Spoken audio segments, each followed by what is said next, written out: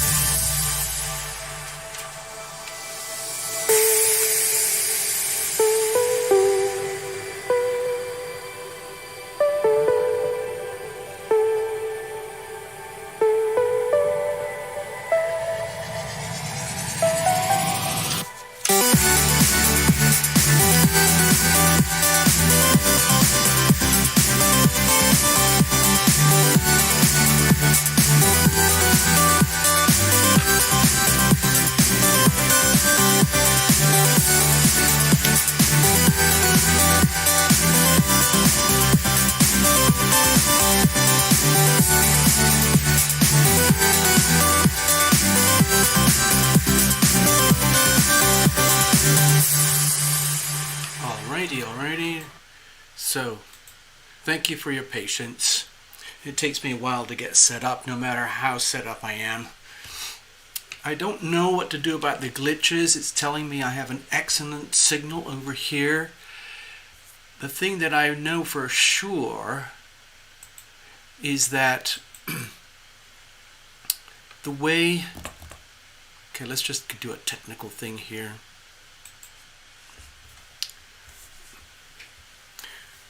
The way things are set up here, I'm running multiple softwares simultaneously, and I got a nice, fast, powerful computer, but it's still not enough, okay?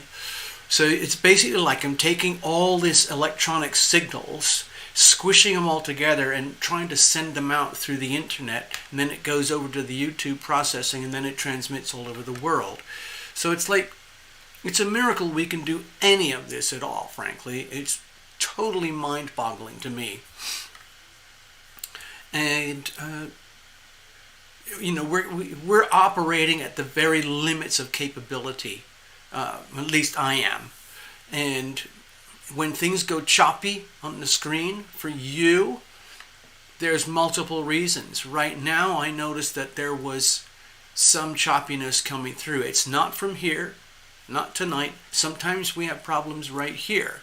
But tonight, everything is, God willing, it's running smoothly and efficiently. So my best guess is that the global internet is kind of congested. It's just like, you know, being on the freeway in rush hour.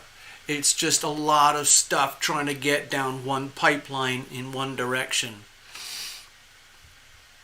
You know, people coming in, people leaving, and things get very, very, very choppy. That is the best comparison I can think of right now. Think of it like in Los Angeles, okay, where I used to live. Think of a 7-lane piece of freeway and then another 7-lane piece of freeway, and it's all congested. That's where we are. So I'm blaming the internet. Anyway, I hope it just holds itself together for the evening. We have a few visitors tonight. Thank you very much for your generosity in advance. It's kind of cool now that people are booking mini readings in advance. RS. Wait a minute. Hello, RS. I know that initial. RS. RS. So RS, this is a donations show. That's how I keep the channel going. And I'll actually, RS, I will use you as the model for my explanation. So let's say RS wants a little mini reading. So there's different ways you can book that. Basically what you're doing is you're paying like $10 or something, you know, 5, 10, 15, 20 bucks or something for a mini reading, and you get to put your name on a magic post-it note that's very expensive, but in exchange you get a free reading. So there's different ways. Number one is PayPal. Okay, some people have their own PayPal accounts already. Hello, Ivona. A lot of people, I mean, PayPal is huge. It's worldwide. I use it for many, many things. But if you have your own PayPal account, you can send money directly to my email here. It says a little book about at yahoo.com. That's the easiest thing to do. The other thing to do is that you can go to the tarotlumination.com website over here, just tarotlumination.com on another device perhaps, or if you've got a fancy computer and you can open a lot of tabs simultaneously. So you go to tarotlumination.com and you click on the donate page and you find the donate button, click that, and it opens up a PayPal processor, and then you can swipe your card through that just like you do shopping online with, you know, eBay or something. Then the other way is, of course, good old-fashioned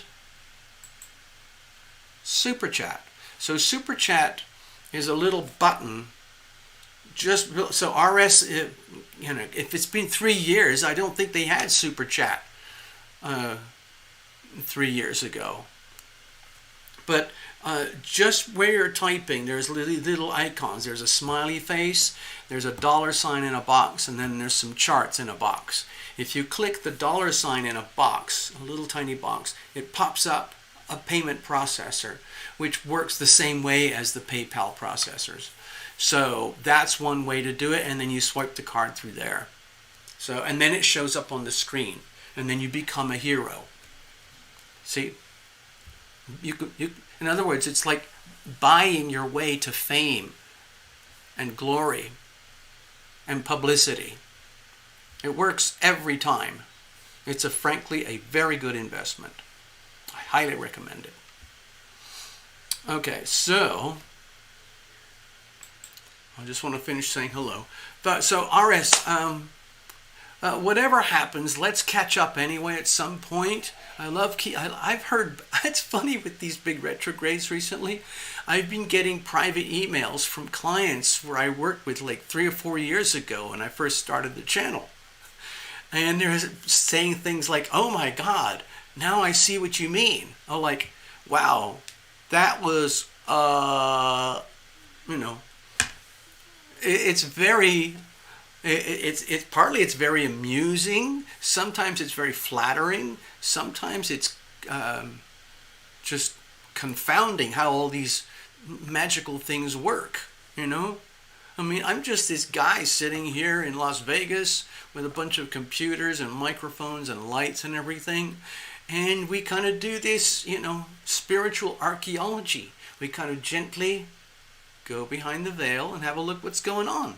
And all I'm doing is really, I'm just an instrument. I'm just an instrument of the healing power of love. All I do is I sit here and I kind of go like, all right, it's time for the Sunday night show. I got to put on my Terra Lumination cap, and we're tuned in. I don't have to sit here for a week meditating out in the desert to do this. I've kind of like made it like an everyday routine practice for myself now. Sort of like being a plumber or an electrician or something. I just show up and I do what I have to do. There you go. So anyway, RS, I hope that explained things for you. Hello Maria, good evening. Hello Gregory. Hello RS. Hello Sarah Lake Mitchell. Hello, I think Happy Go Lucky's here. Yeah. And Melissa. Hi Melissa, thank you. Yeah. Oh, thanks for keeping me posted about that book, by the way. RS, perfect. You did it. Excellent. All right, let's go. Okay, says you did it. You did it. Okay. Actually, I'm running out of room. I can only handle a few readings on these shows. RS. There we go. So I'll put that over here, tuck it in on the side there. I'm going to put these away. I don't need the color pens at the moment. We've done all the sketching and all that stuff. So I'm just going to clear some space here. So, Path Traveler mentioned earlier, she got in touch with me. She said, hey, TL, are you doing readings tonight based around the Leo new moon? And I didn't really think about it, but yeah. She brought it up, and then Love Triber mentioned the same thing. Like, hey, you know what? You should do readings about the new moon. Interesting. There's the Leo energy right there. Okay. So let's have a look. By the way, just to keep you folks posted, we're closing in on the Uranus retrograde, okay? Over the next 2 weeks, my guess is that you're going to start to witness a lot of shocking, weird, unpredictable things happening across planet Earth that you will see on the news or hear about in your community on international news or local news or something that will be very kind of what I would say shocking in some way or another. The obvious shocks would be, for example, what's happening in Europe and China and places where they're getting these mind-boggling climate catastrophes. Millions and millions of people being displaced in China because of the intense flooding. And yet at the same time, China has incredible problems with its water systems and agriculture. And remember, okay, look over here. Here's little China. Well, it's pretty big. China's about the size of the United States, but this side is not very habitable, nor is this. But they have 5 times as many people as we do, and they're all squashed into here, kind of like they do in India. And the thing is that, it's really hard to deal with 1.5 billion people in this little tiny space. This is it. This is it. Right here. And over in this area here, they have continuing worsening drought to the point where they're losing so much agriculture. It's amazing. And over here, they're having astronomical flooding, which is devastating crops and people and livestock. Millions of livestock being killed. And some of it is deliberate. Some of it is just, I don't know, maybe they're trying to do some curb the population or something. I don't know if you've noticed, there's been intense riots and protests all over Europe recently because of the lockdowns and all the mandates, they call it, for all these crazy injections. And it's starting to happen in America. Up here in Michigan, there was a big protest today about the injections and all the forced injections. Things are going to get ugly, and they're going to get much, much more volatile. Look, there's Michigan. Things are going to get much more volatile in a couple of weeks, and then we're going to live with months of extreme volatility, which is going to come out in global politics and the global financial system. It's going to be very unstable, highly unpredictable, and it will involve the global financial system. It's the collapse of the global financial system as a new financial system emerges. The problem that they're having with the people who are on top of all of this stuff, the elites, is that they want to control and command the whole of the global financial system so it works for them at the expense of us. That's you and me, okay? And it's a problem. I'm not interested in that plan. So anyway, it's going to get really, let's say, riotous. I would say riotous, okay? Now,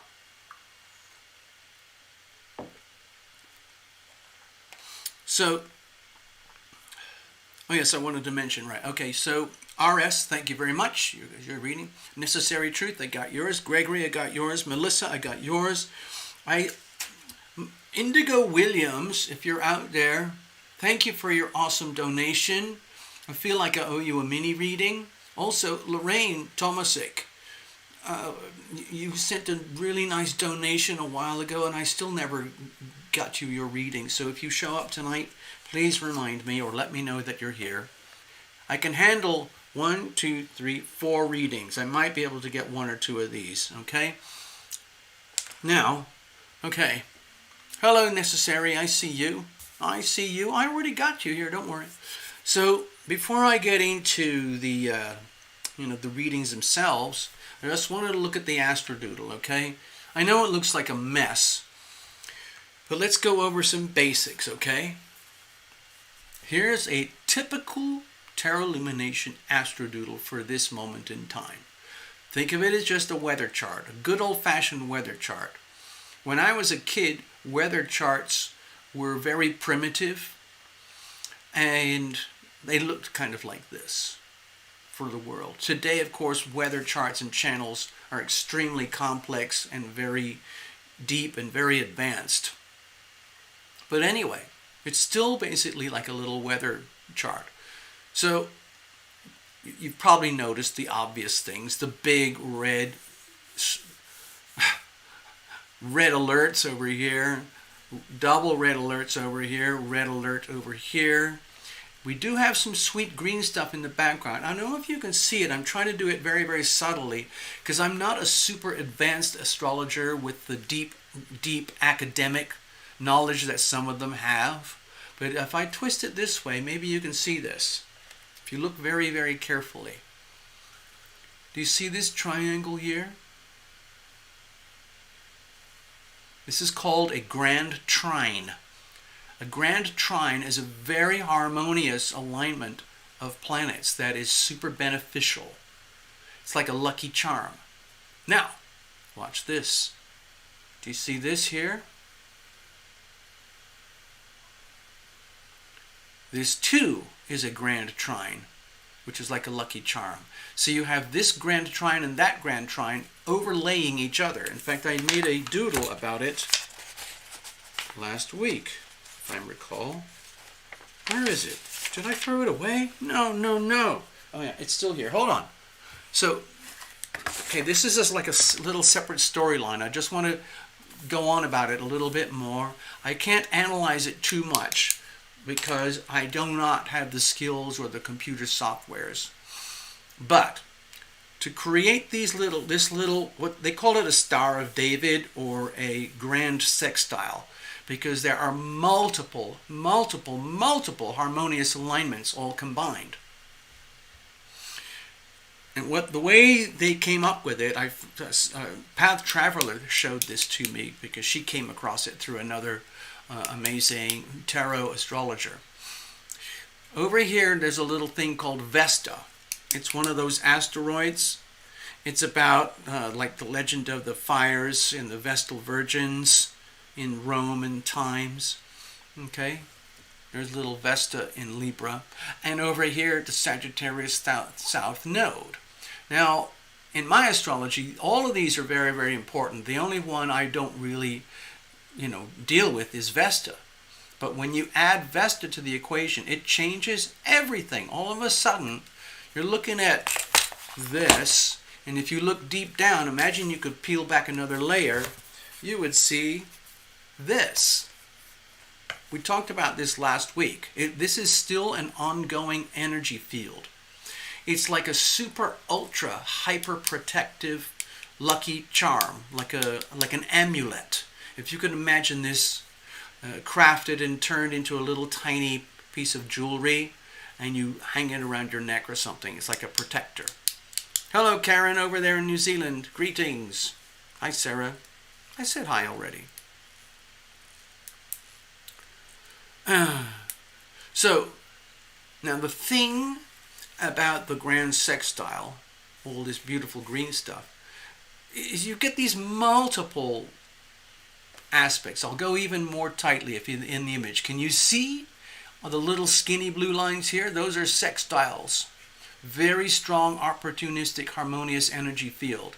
So it goes like this. 1, 2, 3, 4, 5, 6. It's very, very, very protective. Okay? Sextiles represent opportunity. This is basically a grand fire trine in a deep sextile with a grand air trine. Now, in this situation, I had to add the oppositions, okay, because they are very profound.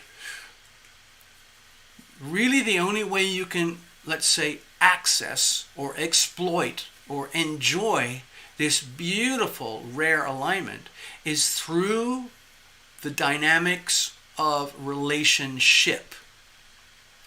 And it kind of gives a relationship protective field where you can see and understand clearly about how anything and everything that's going wrong in your life regarding relationships is actually a profound lesson for you. And it's a very neutral kind of energy. All you have to do is accept it and understand it. No matter how conflicted you might be in your life, in your world, with relationships, at this moment in time, if you look at the dynamics as a very deep, profound, perhaps very painful, but very heartfelt lesson, then you can enjoy the benefits of this beautiful grand sextile, this grand cross. Oppositions, Sagittarius, Gemini, the nodal axis, very critical for the United States. Oppositions, Aquarius, Leo axis, very critical for the United States. Oppositions, Leo and Aries. Okay? Anyway, so just kind of imagine that in the background, okay? So here we are today, because Path Traveler brought up a very good point. Let's do everything. Let's do all your readings tonight from the perspective of the Leo new moon. So we'll just do regular readings, but I just want you to think about it as you would as if we were having each of us our own private consultations with Tarot Lumination, and we would do all of your own personal private astrology as well as the tarot. That's why my readings cost a bit of money, okay, because it's a lot of work to prep these things up. There's other readers who charge a lot more money for less than what I do. So I feel like I'm doing people a favor, but still, it is money, it is business, and not everybody has all that much money. But anyway, Sarah LM, what are you doing? Oh, it says, yeah, you've just sent about 5 messages, and it says, uh-oh, my son got my laptop. Uh-oh, oh God, okay.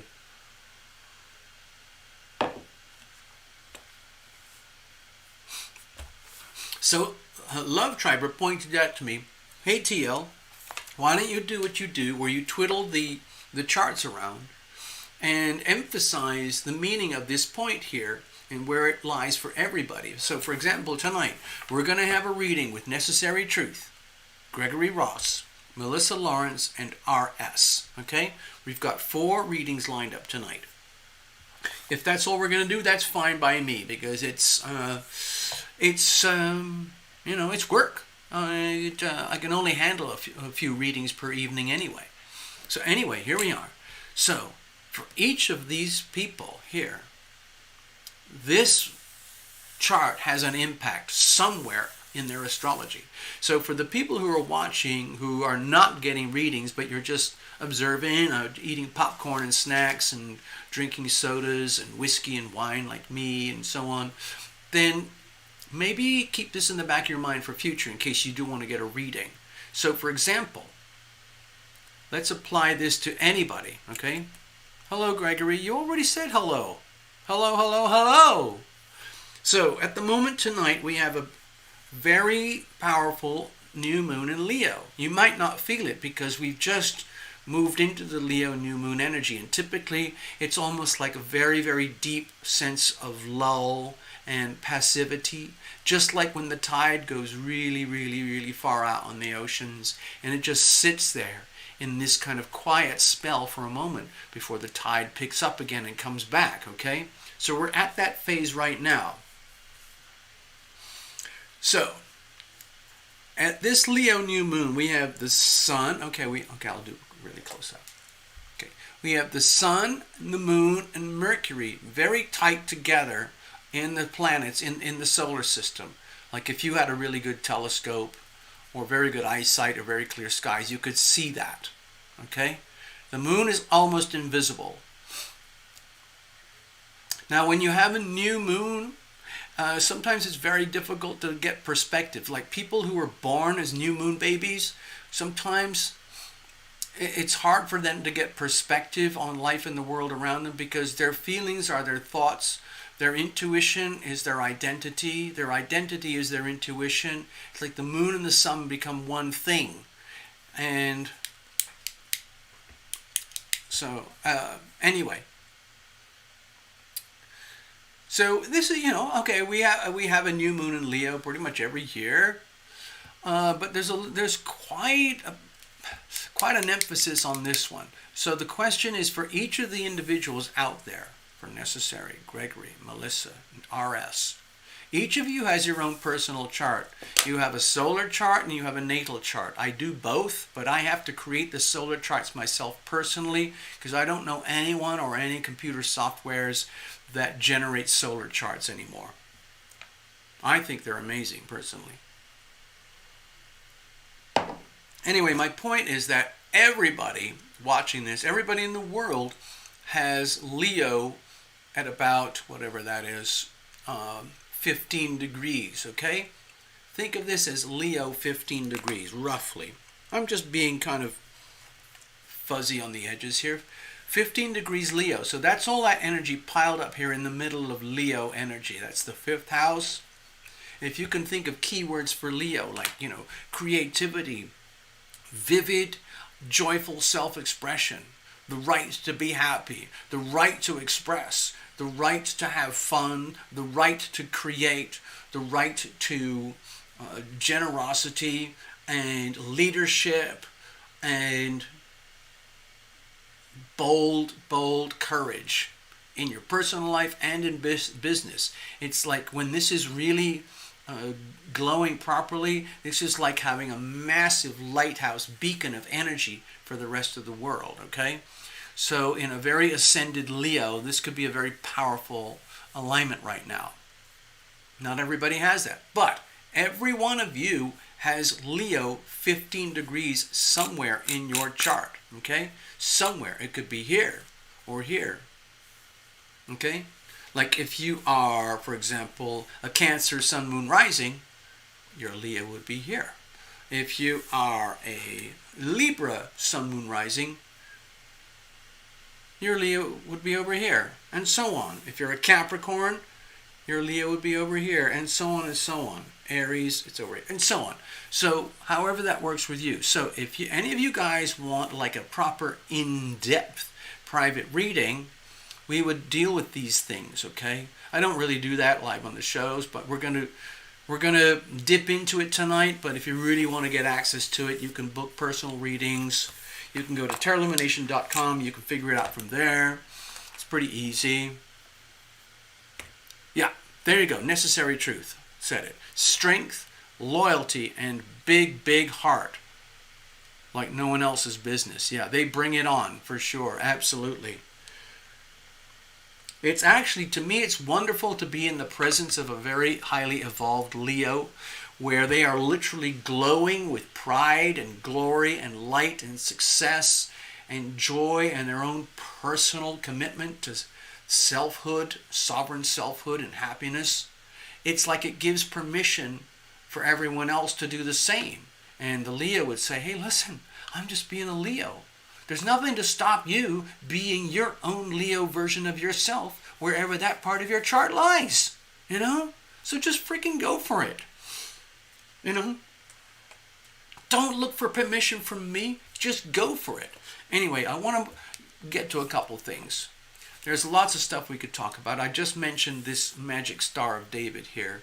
This is like a secret hidden behind the veil. Okay. There's this opposition here between Virgo and Pisces, okay?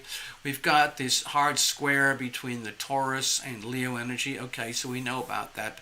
A lot of that is to do with our human rights and creative expressions and having a chance and having the right to be our sovereign, radiant, glorious selves, while at the same time the elites are trying to crush our human rights, okay?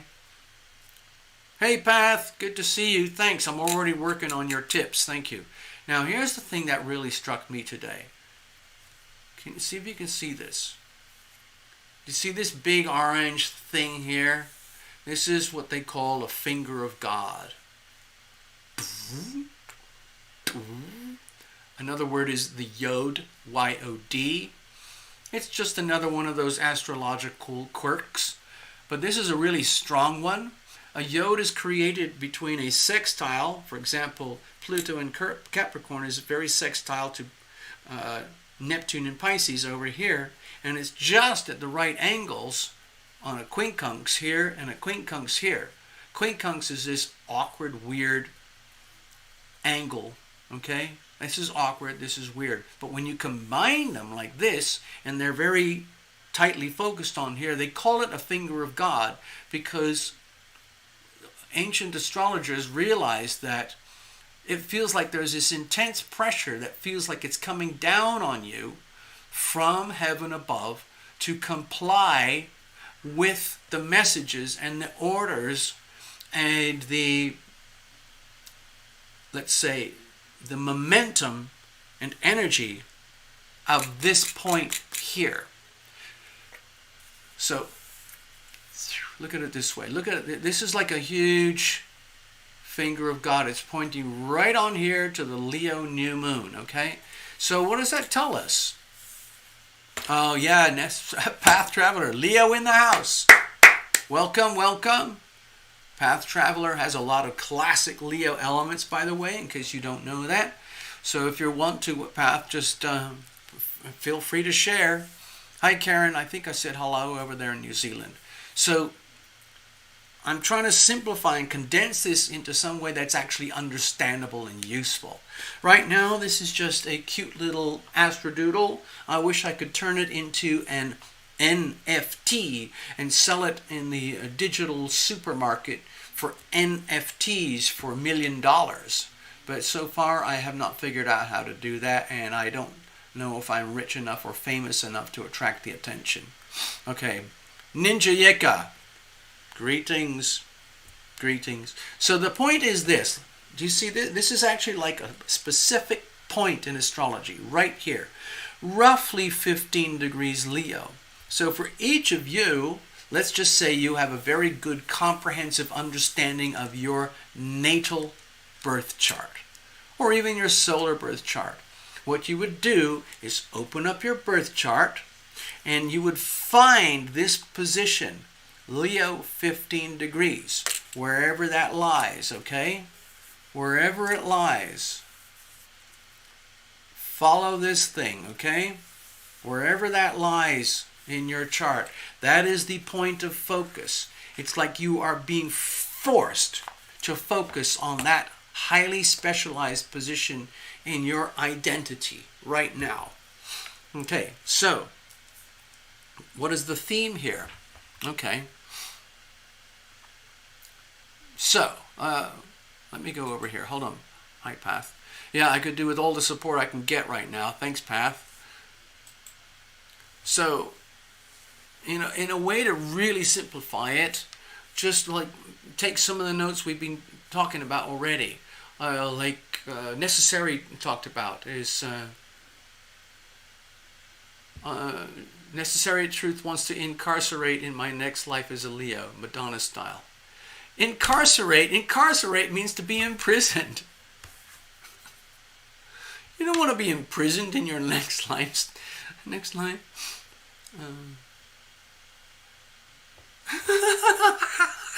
That is funny. Oh my gosh, I'm sorry. Sorry, Necessary Truth. I'm having a really good chuckle right now. I think you meant to use another word there. Look at that, Ninja Yika. Jupiter 15 degrees Leo. We have Jupiter 15 degrees Leo in the house. We have a 15 degrees Leo. I guarantee Path Traveler, she has a cluster of Leo energy. So by definition, that Leo aspect of her chart is getting lit up. Same for Ninja Yika. KCCD. Greetings, KCCD. Are you a musician? So, it's conjuncture North Node. Really? Seriously? Oh, wow. We've really touched on something here tonight. I feel like we've kind of like popped a bubble of understanding and we're going to the next level. Path Traveler, I have to thank you because I was not prepared for that. I just went with the flow. I thought, hey, you know what, Path, it's genius. And then Love Triber basically amplified the same message. So here we are now live, okay? And the point I'm trying to make is that with this Leo new moon, it is also like a multiple energies, because it's got the sun and the moon and the Mercury very, very tightly together around 15 degrees. And it's got a big fat finger of God sticking right in its face. So it's just like, this is what the finger of God does. It's literally like this. So, pretend this is the finger of God. And pretend this is you being pointed out. Like, the finger of God is saying, excuse me, dear divine soul being. Excuse me, I just want to kind of like nudge you a little bit. What exactly are you doing in your three-dimensional life right now to manifest your most awesome, amazing, shameless, proud, glorious, heartfelt, generous leadership energy at the Leo 15 degree point in your own chart? Tell me, exactly what are you doing? If you don't have a clue about what I'm talking about, then now is the time to start investigating this area. The Leo energy is about like excelling. It's about basically kind of looking around. You say, well, you know what? I don't have to ask for permission to be me. I'm just going to be my most glorious, wonderful, wonderful self, and I'm going to share that with everybody. And it's kind of like the self-fulfilling prophecy leadership energy, where when you tap into strong Leo energy, you realize like, wow, I've got this. Wow, man, yeah. Like, man, this is cool. I'm tuned into my Leo aspects, man. I'm tuned into my Leo self, baby, in that particular dimension. I mean, I'm talking about 15 degrees Leo right now. So if you can get that, if you can locate that, that's what we're talking about. And the Yod, the finger of God, is basically pressuring you, every single one of us on planet Earth, is like, not only what are you doing about it, chances are you're not doing much for most people. Most people are, they don't come to my channel. There's like, 7.5 billion people, and I'm lucky to get 10 people a night. So anyway, for the ones of us who are here, it's really, really important to find out. Do your own homework. Do your own research. If it's beyond you at the moment, get in touch with Tarot Lumination. Book yourself a personal reading, and we will go into it. We will go deep into the archaeology of your soul, and then we'll figure out what has to be done, because that energy is there. If it is dormant, it needs to be awakened. Okay? Notice how I used the word awakened. That was not a coincidence. Let's go back to the chart. Now I'll show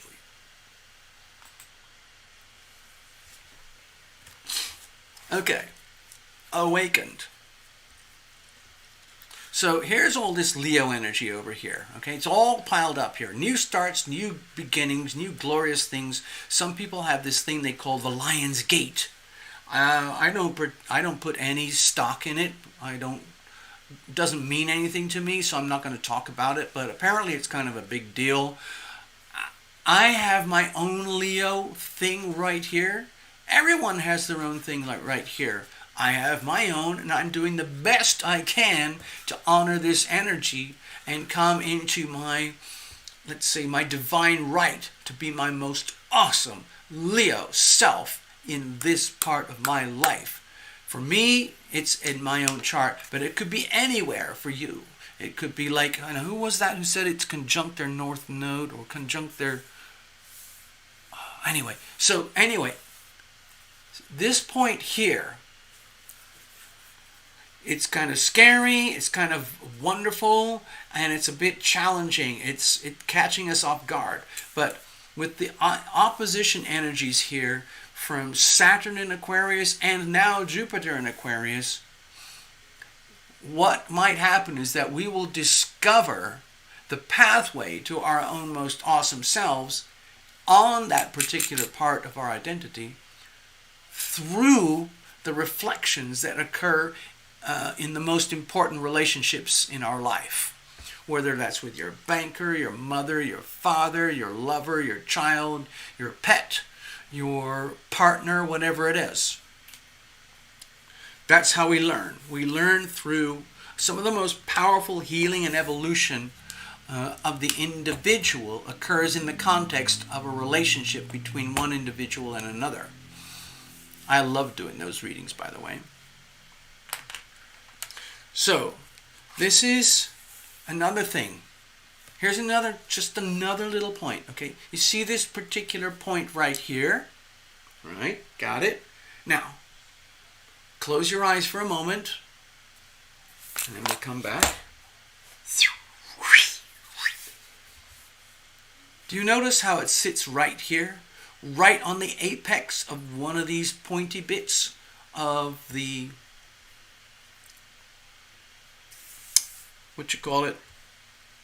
grand sextile, the Star of David. Look at this. I mean, this is like double duty. This point here corresponds to this point here. Bing! Bing! So this is a tremendous moment in time, whether you're aware of it or not. This is an amazing moment in time to learn and understand about ourselves and each other regarding this particular aspect of our lives, our identity. Because again, with this chart, this particular point here matches exactly with this particular point. So the question is, how does this grand sextile apply to you? Because it's out there and it applies to you. Question is how and where. Again, this is around the 15-degree Leo mark. So this point is somewhere in your chart. It could be there, or there, or there, or there. Anyway, I just wanted to bring that out. So now we know. Gosh, I need a beverage. So, I hope that helps. A little bit of an explainer there. My God, that's good. That is good stuff. Love Triber has definite archer skills. You totally nailed it. Absolutely. So, what I'd like to do now is do a kind of transition into the readings. But I'd also like to invite you to consider everything else that we just talked about here tonight and kind of feed that into the readings as we go through. Because what I'm going to do is an actual reading, and I'm going to reference, you know when I do my readings, I always use the same tiny little miniature spread. It's my diagnostic spread. It's my situational spread. We have the 3 little cards and we have the external influences. So it's going to be the same thing, but when we're talking about external influences, we are relating to everything that I just talked about now, with the Leo new moon and the grand sextile. Okay, combine all that together. It's extremely fortuitous. And it's happening even though we've got 4 major retrogrades right now, and we're heading into 5 major retrogrades. So,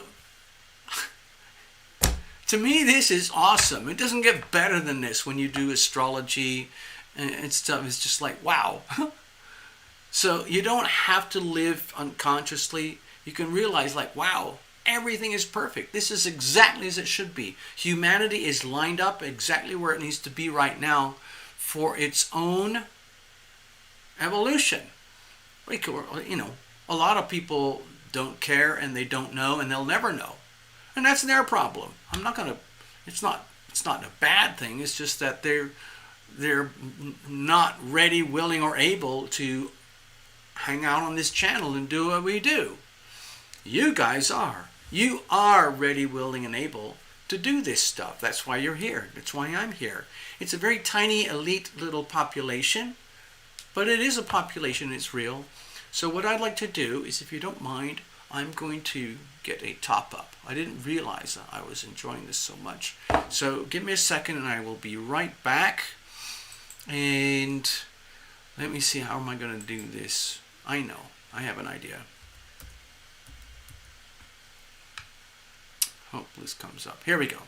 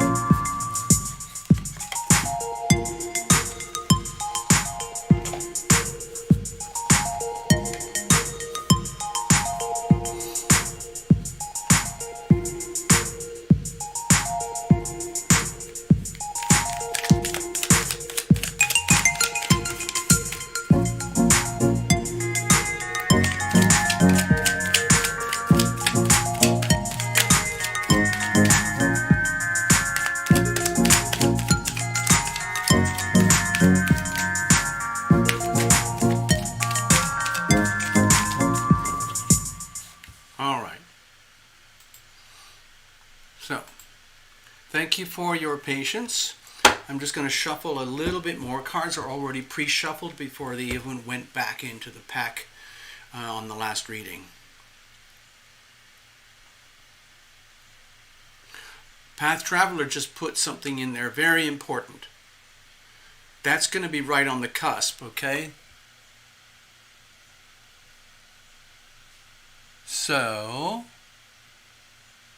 oh wow. It's so, I know what you're saying, Path, because to me it's already like a Leo Aquarius thing, because we're in that Leo vibe, but we're actually heading into a Virgo sun and a Pisces moon, okay? That's a whole other thing, okay? So in about 2 weeks from now, okay, put it this way. 2 weeks from now, the sun is going to be in Virgo over here, and the moon is going to be in Pisces over here. It's going to take about 2 weeks, okay? The moon is here right now, but it's going to take 2 weeks to go all the way over here. And a lot is going to happen in that time. And when we hit that full moon, that's pretty much the front door, the front gate to the opening of the Uranus retrograde. Isn't that a coincidence?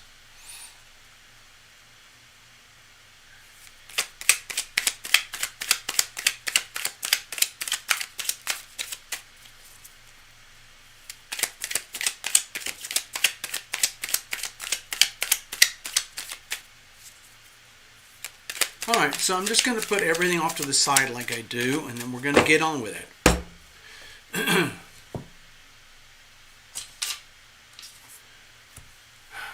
let's see. All right, thank you for your patience, everybody. Thanks for coming and hanging out with me and your wonderful donations. It's like, it's to me, I mean, I can't help it. To me, it feels like we have such an extremely weird and special little tiny activity that we do here. I know there's probably like 10,000 tarot and astrology channels now. And when I started about 4 years ago or more, it was like, I don't know, a couple of hundred. Oh gosh. It was amazing. I think some of you know the story. I'm getting all sentimental now. It's kind of like retrograde time. I'm getting sentimental. I started the channel because I was pushed into it. My invisible friends, okay, I have an amazing,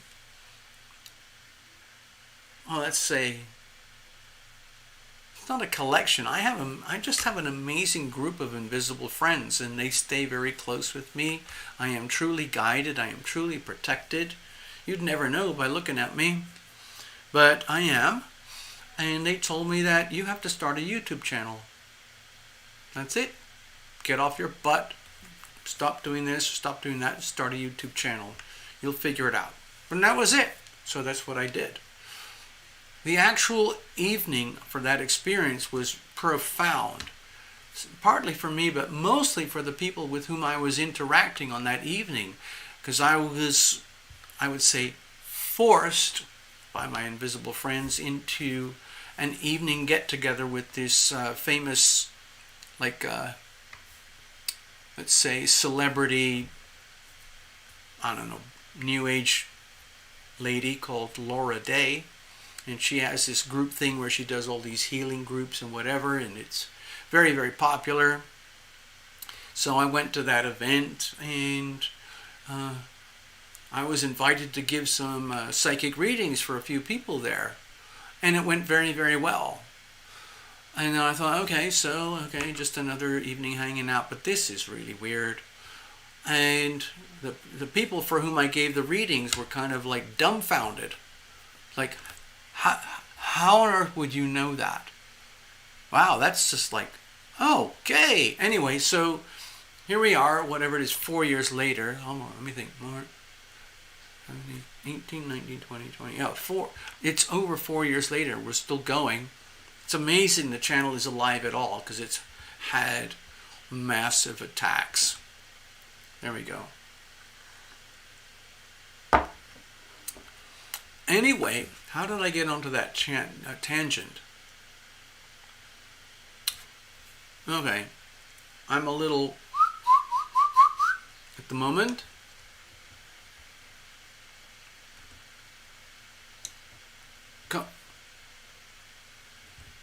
Oh my gosh, some of you are really on top of your astrology.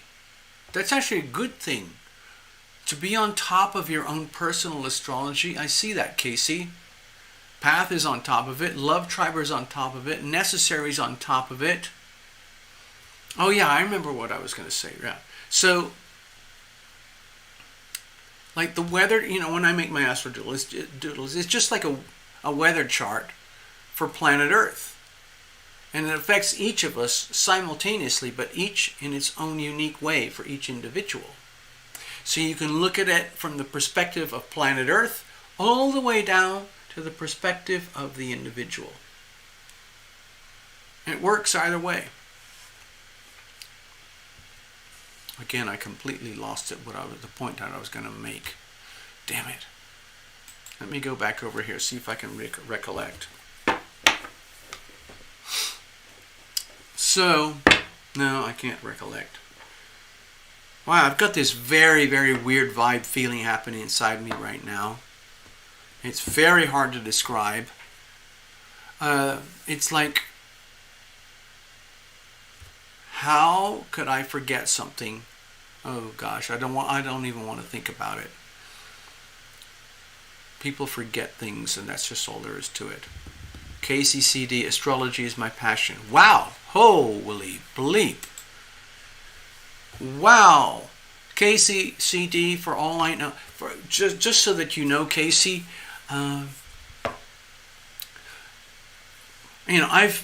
worked with some really, really good top-end astrologers. I had a really good teacher.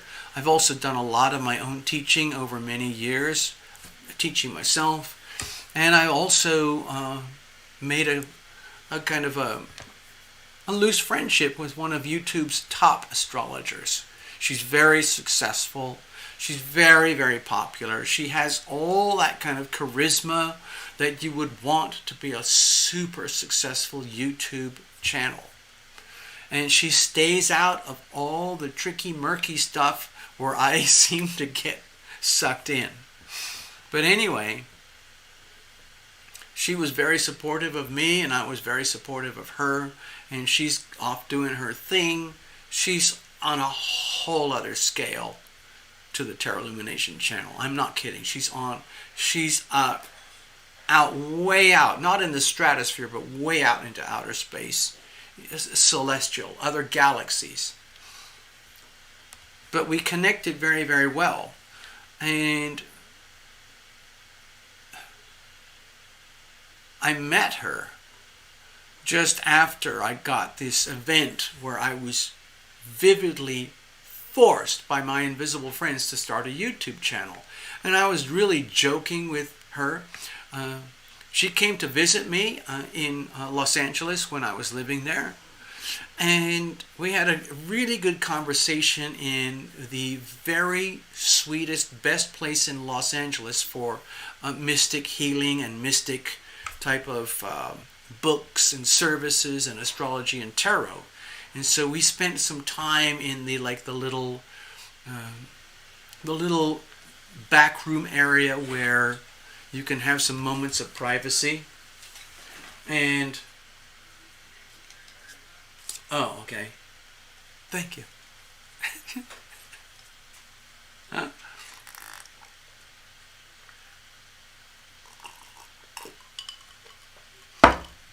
KCCD, how did you know that? That's exactly the lady I'm talking about. She's amazing. Okay? She is amazing. She's highly gifted, and she's highly motivated to share her knowledge with the world. She has all the astrology you need to be the most awesome, successful online astrologer. She doesn't do any tarot. It's kind of beyond her. Like the thing that we do here on Tarot Illumination where it's all kind of magic. How do you do that stuff with tarot? How can you see into somebody's life without the astrology or without anything? Ooh, okay. She doesn't do any of that stuff. She's very, I would say, tuned in. She's got a very Uranian type of energy field. KCCD, you just knew. Well, you nailed it. But it's true. She's an amazing astrologer. Okay. There are other astrologers out there. Some of them are very academic, very precise, but you would have no idea what they're talking about, or have no idea what use this would be to anybody if you're hanging out with them.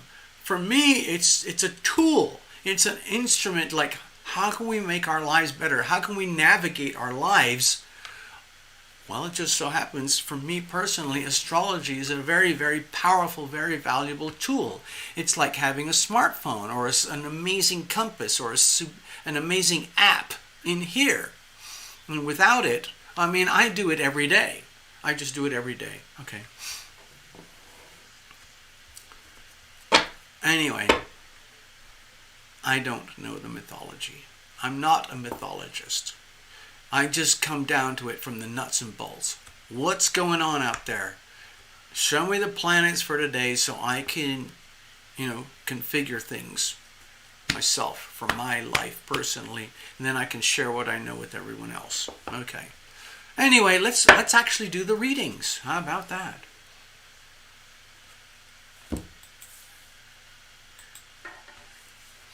Yeah.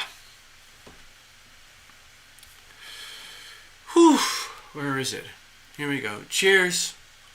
Thank you, Necessary Truth. I got it.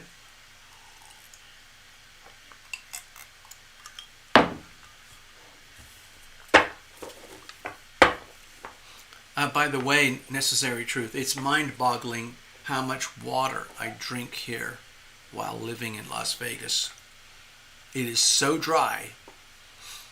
You can sweat like a pig. Sorry, that isn't very nice. I like pigs. You can sweat buckets of moisture, but there's nothing on your body or your skin because it evaporates before you're even aware. It is so hot and so dry over here. That's how it works. All right, here we go. Up first, Necessary Truth. So, Necessary booked a reading in advance, okay? And she's interested in, like, what should I be working on, okay? And she wants to work with her own personal invisible friend, hint, hint, Chris. And this is a very appropriate question for the Leo new moon. Okay, so again, it looks like this. So this is the same for everybody. We're going to do this from the perspective of the Leo new moon. What should I be working on in my life now? Messages coming through from Chris regarding the Leo new moon, wherever that lies in my chart. Okay, that's the way to preface the reading. Here we go.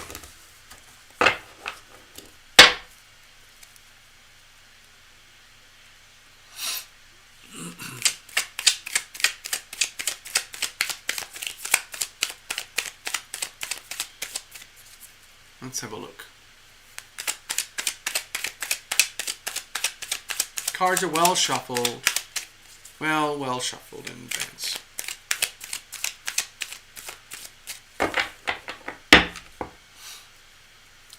Alright, give me a second here. I have to check something.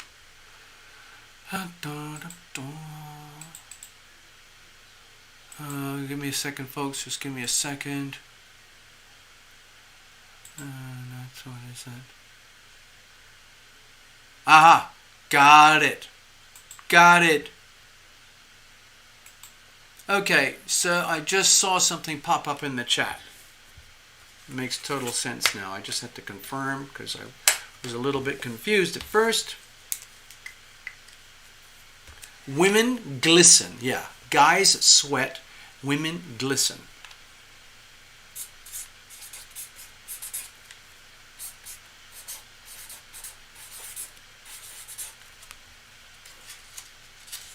All right, there you go. Sorry, Path. I should probably put you way ahead because you did this earlier. Hey, RS. Dear RS, if you don't mind, Path actually put her donation in a while ago ahead of yours, so if you don't mind, I'm going to put this over here. That's it. No more readings. I can't take any more tonight. We've got 1, 2, 3, 4, 5. That's enough. I can't handle any more. Okay? Hello, Heather, over there in British Columbia. All right, one last little thingamajig here. By the way, Necessary Truth, I want to mention something that I thought was kind of quirky and strange. While we were setting up the show, and I was just talking about the astrology and the Leo new moon and the Star of David and all those things, to me it felt like your personal, private, invisible friend Chris was already here.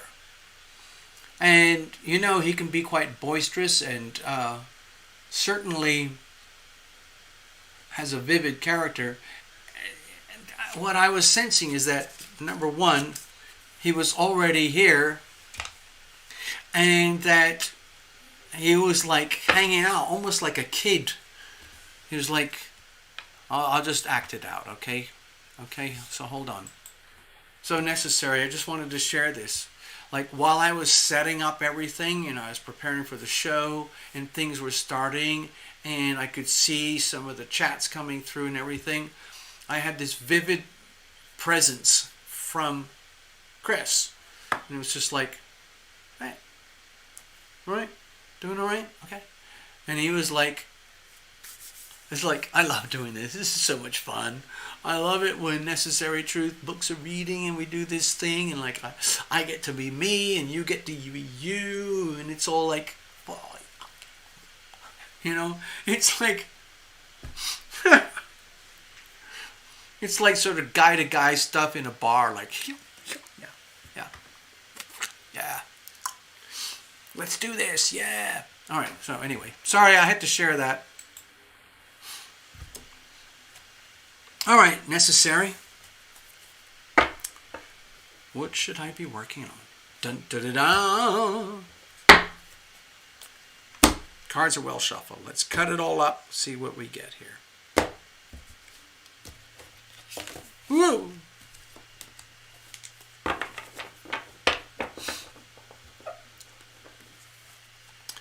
Here's the situation.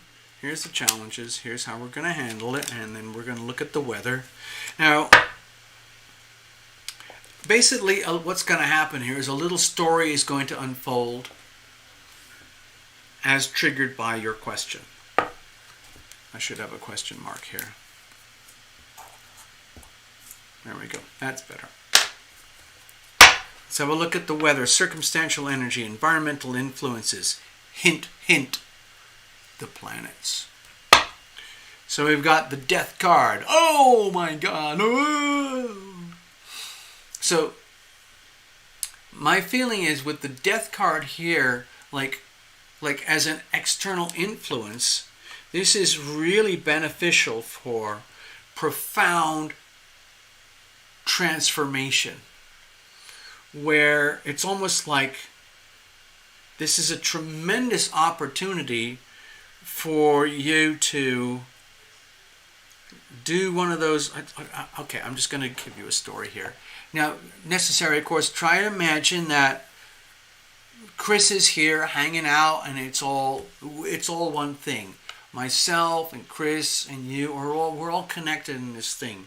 When I saw this and I saw the death card here, my first impression was that we need to look at this as a golden opportunity. Look at this Leo new moon as a golden opportunity. Just imagine, there's you, Nikki, Necessary Truth, living your life, living your world, wondering like, okay, I'm already on top of things. Like some of the people who come here, you're already a psychic medium, you're already a reader, and so on. There's a few other people who are like that too. Sometimes we get a whole house full of readers and astrologers and healers. Anyway, so with Necessary Truth, what I was sensing here, I got this immediate impression of like one of those cliff divers. Do you know what I'm talking about? You probably see them on nature shows or something like that, or PBS, or I don't know, somewhere, or YouTube or something like that. But it's where somebody basically says, you know what? I'm just going to freaking do it. And they do this kind of cliff diving thing from a place that is like ridiculously high above the water. I used to do a lot of swimming when I was a kid, and I liked to dive, but I can only imagine, manage your typical, swimming pool diving boards. But these cliff divers, they either do the complete plunge where they're at the very top of the cliff and they just kind of go, or else they just kind of jump off and then they're going to go jump and they go down feet first. Either way, it's absolutely terrifying, but it's also amazing. So let's have a look. What's that? Trump rally, August 21st, Cullman, Alabama. Hello, Trump rally. So,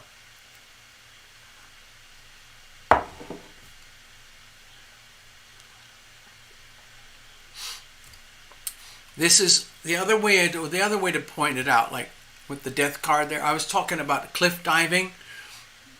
It feels to me like this is the perfect moment to basically completely surrender to the newly evolving energy fields, specifically around that particular Leo part of your life, where you basically say, what have I got to lose? It's astrology. I'm not actually going to go over to Hawaii or somewhere and find a huge cliff and dive off the end of it. No. What I'm talking about is like the imaginary interpretation, where you basically say, you know what? I'm already necessary truth. I've got this far, but we need to go next level. This Leo new moon north node is very much about let's take things up a whole new level regarding the Leo energy for that part of your life. And the way to do that is let's literally become, you know what? You're like, okay, we're going to do this. We're going to do this. And you just slowly walk up to the edge of the cliff and you go like, oh. And it's free fall. And you're basically saying, let's bring it on. Cueing Madonna Jump. Is Jump a song? But yeah, that's the energy that I'm sensing here. And psychologically, spiritually, emotionally, physically, it's kind of a big deal when, what do they call it? Those divers, those cliff divers, when they do their very first one. They're already very naturally comfortable with their lives, their bodies, whatever. But when you go into the world of cliff diving, that's a whole other thing. I mean, I've dived off some bridges and things, but I didn't go head first. I went feet down. I just went, and I knew I would be okay. But it's still a big deal, because really, think about it. It's almost, you're out of your mind to be a cliff diver. And yet, people do it. So that's kind of the message that I'm sensing here, okay? I hope that makes sense. This is a great opportunity to do a kind of a cliff dive. And once you've done it, there's no going back. You can basically say, now I am one of those people who did a cliff dive, and that's how things are going to go forward from here. What's the situation itself? Okay, Two of Wands. Okay, this is a really strong message that it's time to, I would say, recalibrate your expectations, your plans for the future, including minimal baggage. You know, the card's not here, like the Six of Swords is not here, but what I'm sensing with the Two of Wands here, for you, necessary truth, is that we're talking about evolutionary leaps. You know, sometimes I say that when we're talking about the eclipses, but in the energy field is similar with you, where with this Leo new moon, it's a great opportunity to jump in to, like, jump into the future. If you've got some ideas, strategies, desires, goals, and ambitions, now is the time to, let's say, visualize them very, very clearly and understand that you are what you think, having become what you thought. Does that make sense? Let me just do that again for you. This is another real little bumper sticker that I've lived with for many years, and it's true. You are what you think, having become what you thought. Okay? So just dwell on that. Chris just gave me a big, like, it's like, I wish I could have been right there to say it for you, so I didn't have to work through tarot Lumination. But it's okay. Yeah, you are what you think, having become what you thought.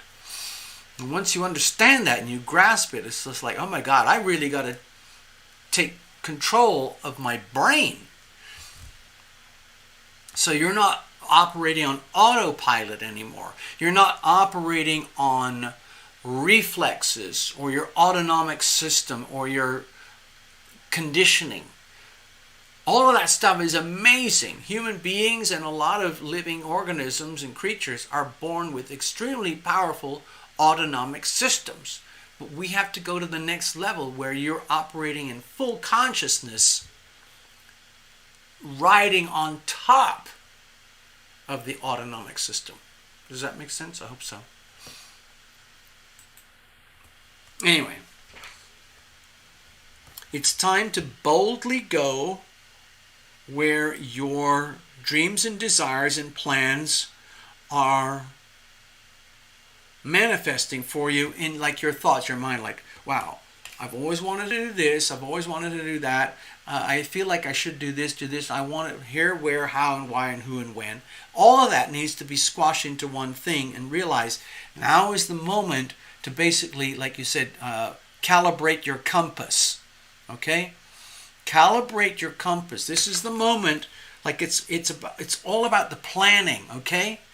With this Leo, really powerful Leo new moon, it's about the planning. Basically, it's time to throw away the past and invoke the new. A new interpretation of your so-called future. What's the problem here? Okay, this is like fear of paralysis.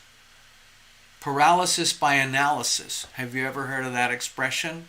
There's a deep fear that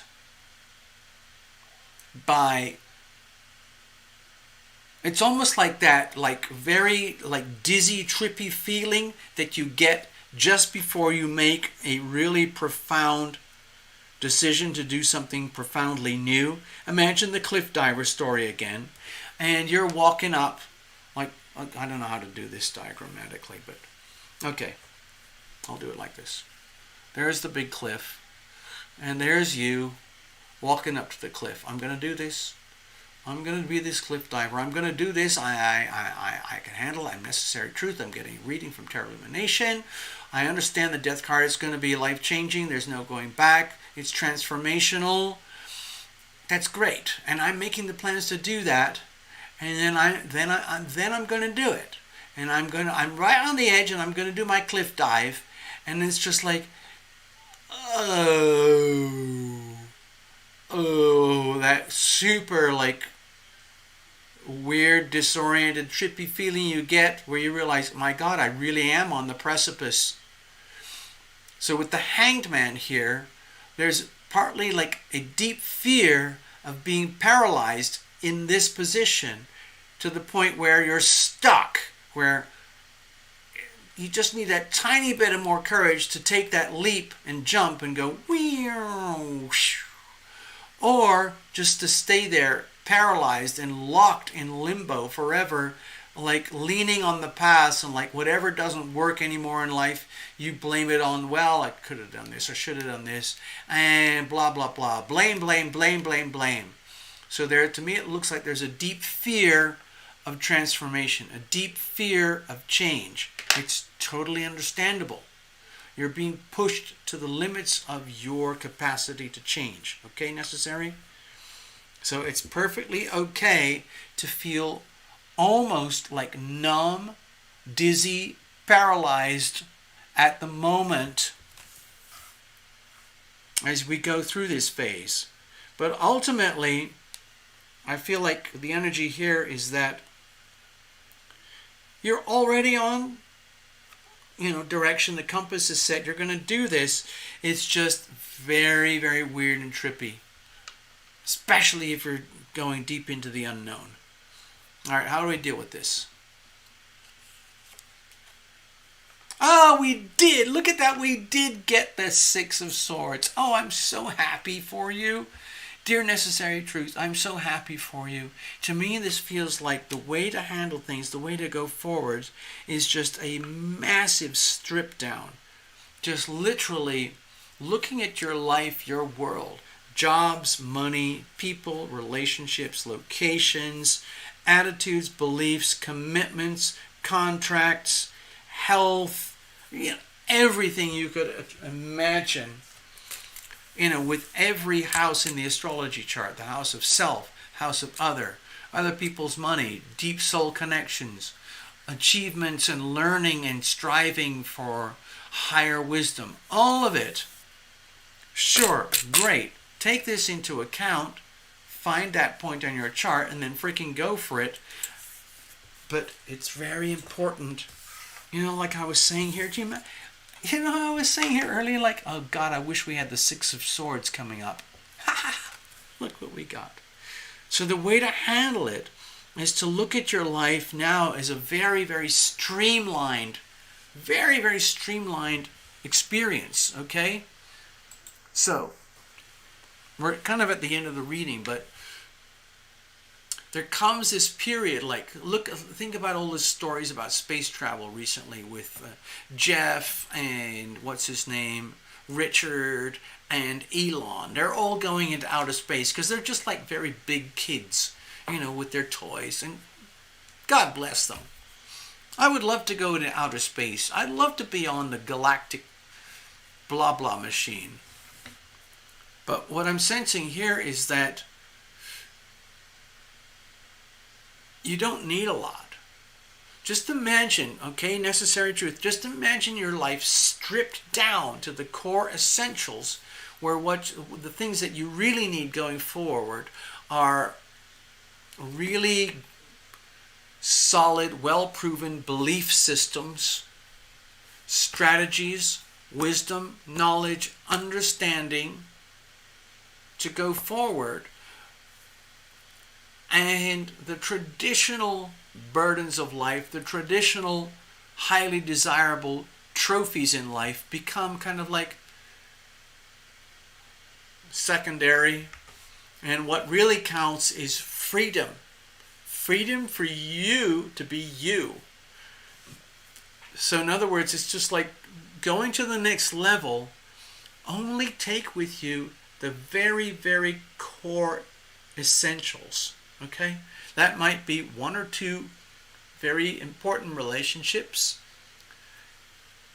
several pieces of very valuable information, knowledge, and wisdom, maybe some skills like with your business or life, and obviously the ability to function going forward. There's no Pentacles cards here, but going forward, it's almost like we don't even have to think about money at this point. It's more like having the right attitude going forward, which in this situation is all about having the courage to take this massive leap to the point where you're not concerned about wobbling at the edge of the precipice, at the edge of the cliff. You just kind of go you know what?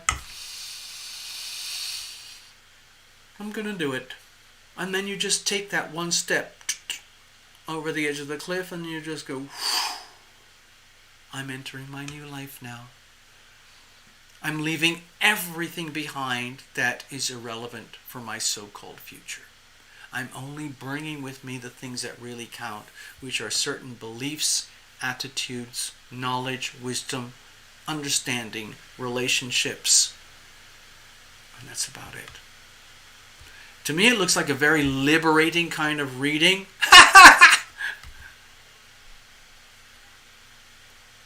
I just got this thing it's like if you can, okay, necessary. If you can imagine, Chris is over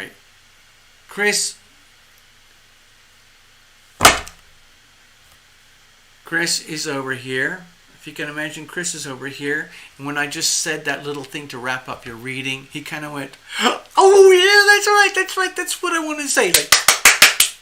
Yeah. Any minute now, Love Triber is going to say, do not clap like that, TL. Don't do that. I get it, I understand, but that's kind of what I felt. It was like, yeah! Okay? So, I hope this reading makes sense, and you go forward from here in a state of lightness and freedom and self-assurance, fearless, brave, courageous, and bold. into the unknown. Whoa. There we go. Thank you. All right, let's shuffle it up, baby. Gregory, you're up. I'm going to tuck this over here. This one over here. This one over here. Doopy-doopy-doo. I'm just going to put on a little... Give me a second, okay? All right.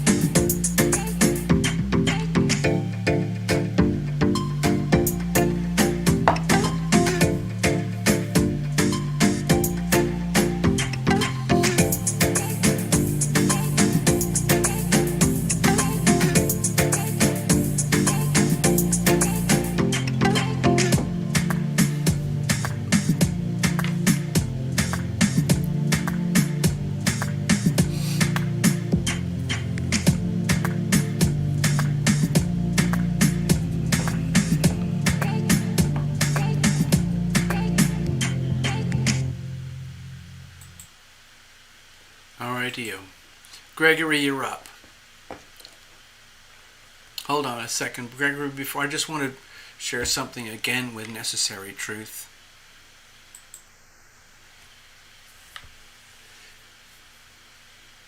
I have to tell you, Necessary Truth, it's a real pleasure doing these readings for you because it's a very vivid experience for myself too. And it's like I feel like I'm in this like nether region between physical three-dimensional reality and the vast spirit of the universe. And Chris is out there. I'm here, you're over there. But we still get to have this connection. And it's a very beautiful thing because I actually feel it physically as an experience. Okay, it's almost like I can hear a voice in here or see something from here. Well, that's what happens. Anyway, thank you, Necessary Truth. I hope your reading helps. All right, Gregory, let's see what's going on here. So, Gregory, you've been going through a lot recently. And gosh, it's like you're being tested and taken to the extremes. Obviously, you can handle it, otherwise you wouldn't be here. But yeah, wow. You've really been through it all. Cards are well shuffled already. I'm just going to go for the last second so that you're a witness.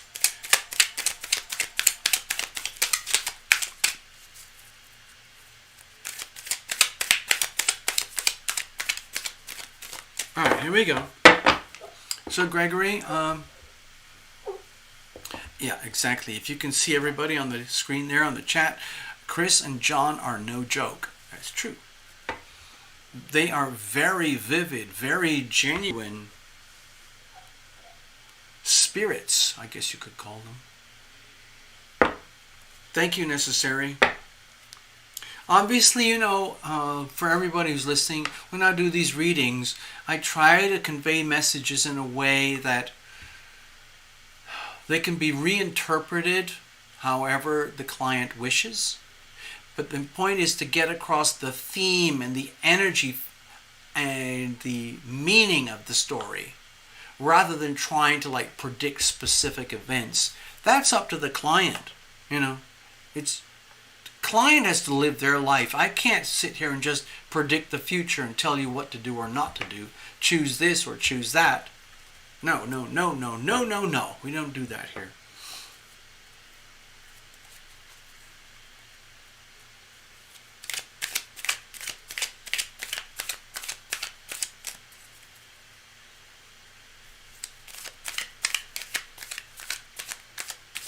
All right, here we go.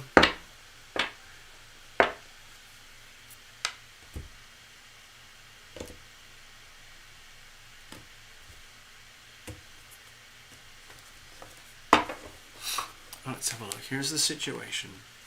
I know you've been going through a lot, Gregory. Here's the situation. Here's the challenges. Here's how to handle it. All right, and the same thing again. We're going to filter everything through the lens of the Leo new moon and the big fat grand sextile, wherever that happens to align for you. Okay?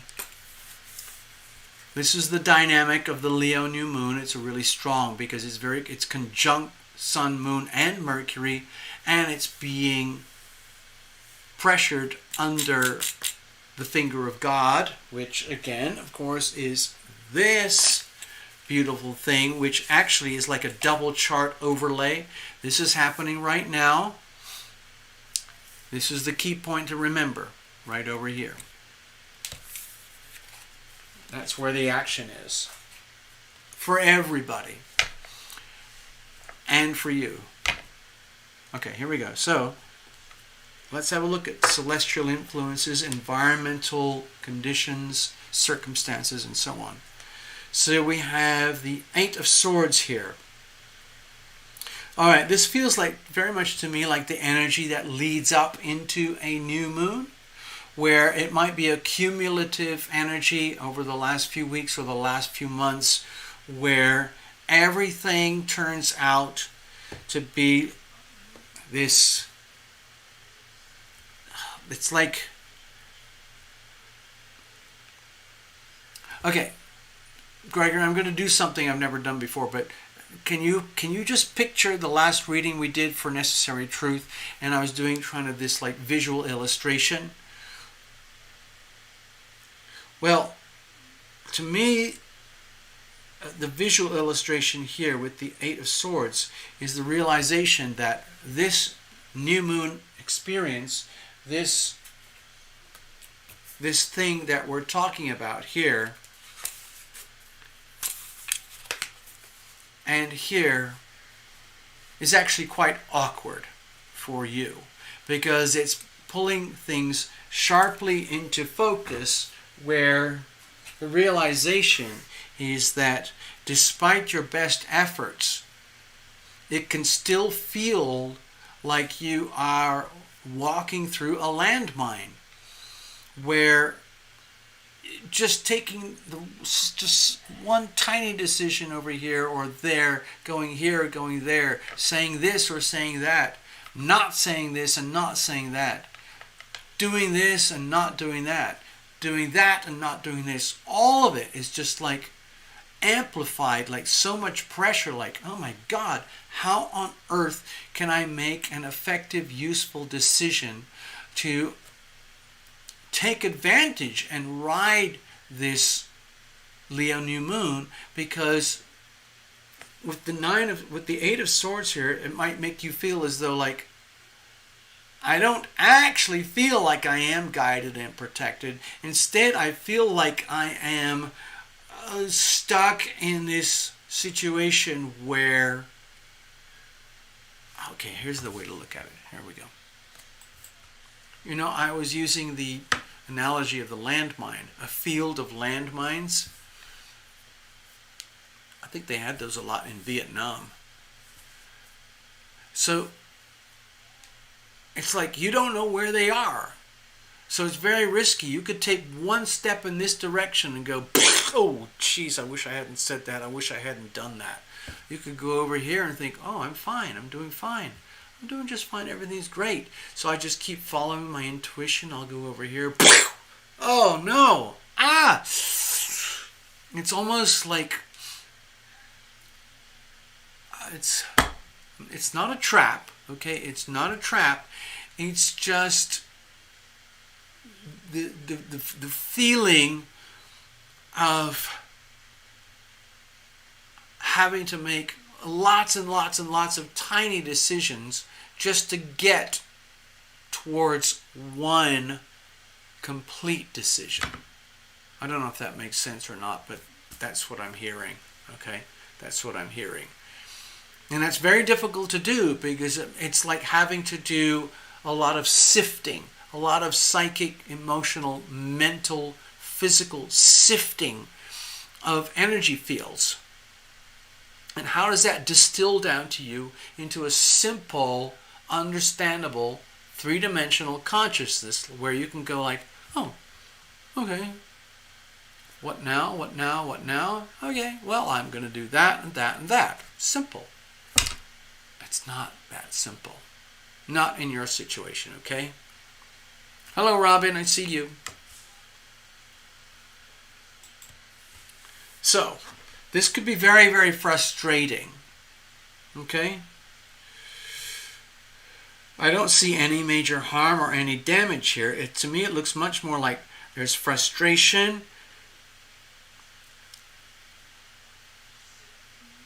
Let's have a look. What's the situation itself? Okay, so we've got the Star card here. This is a really kind of powerful card of healing and understanding and knowing that you are guided and that you are protected. No matter what. Even though it might not feel like it. Also, what I'm sensing here with the Star is that because this energy feels very strong to me, to the point where you could feel paralyzed. Like in the last reading, we had the Hanged Man. Another reading earlier had the Hanged Man.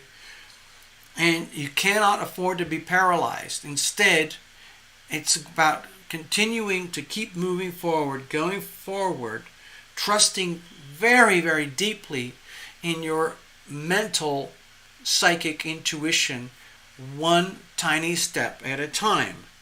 And on that understanding, knowing that you are guided and you are protected. God, I hope that makes sense. I mean, just dealing with this on its own, it would be very, very, like a very fearful energy. Like, I do not dare to move. I don't dare to do anything. I don't know whether to go here or go there, buy this or buy that, do this or do that, don't do this or don't do that, speak to this person or not to that person, speak to that person, not to that person. Whatever it is, it would be so easy to feel trapped. Instead, the situation is to understand that, yes, you are trapped, but it doesn't mean it's the end. There is a pathway through the trap, but it means having to probably go even deeper than you've ever gone before in your life, where you have to literally invite your invisible friends for guidance and protection, God willing. It's almost like you're being tested. To me, it feels like you're almost being tested to completely give up any kind of ego type expectations for life in the world and outcomes and everything. And then it's like you're left with no other option except to be humbled in the face of God or the healing power of love, where there is no option remaining anymore except to basically kind of like brainwash yourself. It might not make any sense because you might not see any evidence, but it's almost like, my little song, I am guided, I am protected. It's like just repeating the chorus line in your head, like, I am guided, I am protected. I am guided, I am protected. I am guided, I am protected. I am guided, I am protected. You start saying it enough times, it actually starts to kind of reprogram your spiritual DNA. And you will start to realize, wow, thoughts are things. It's really true. Energy flows where attention goes.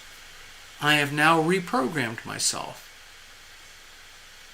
I am guided and I am protected. I didn't know the laws of the universe worked that way, but it's kind of cool that they do. So, that should feel kind of encouraging in order for yourself to go forward. So, let me go back.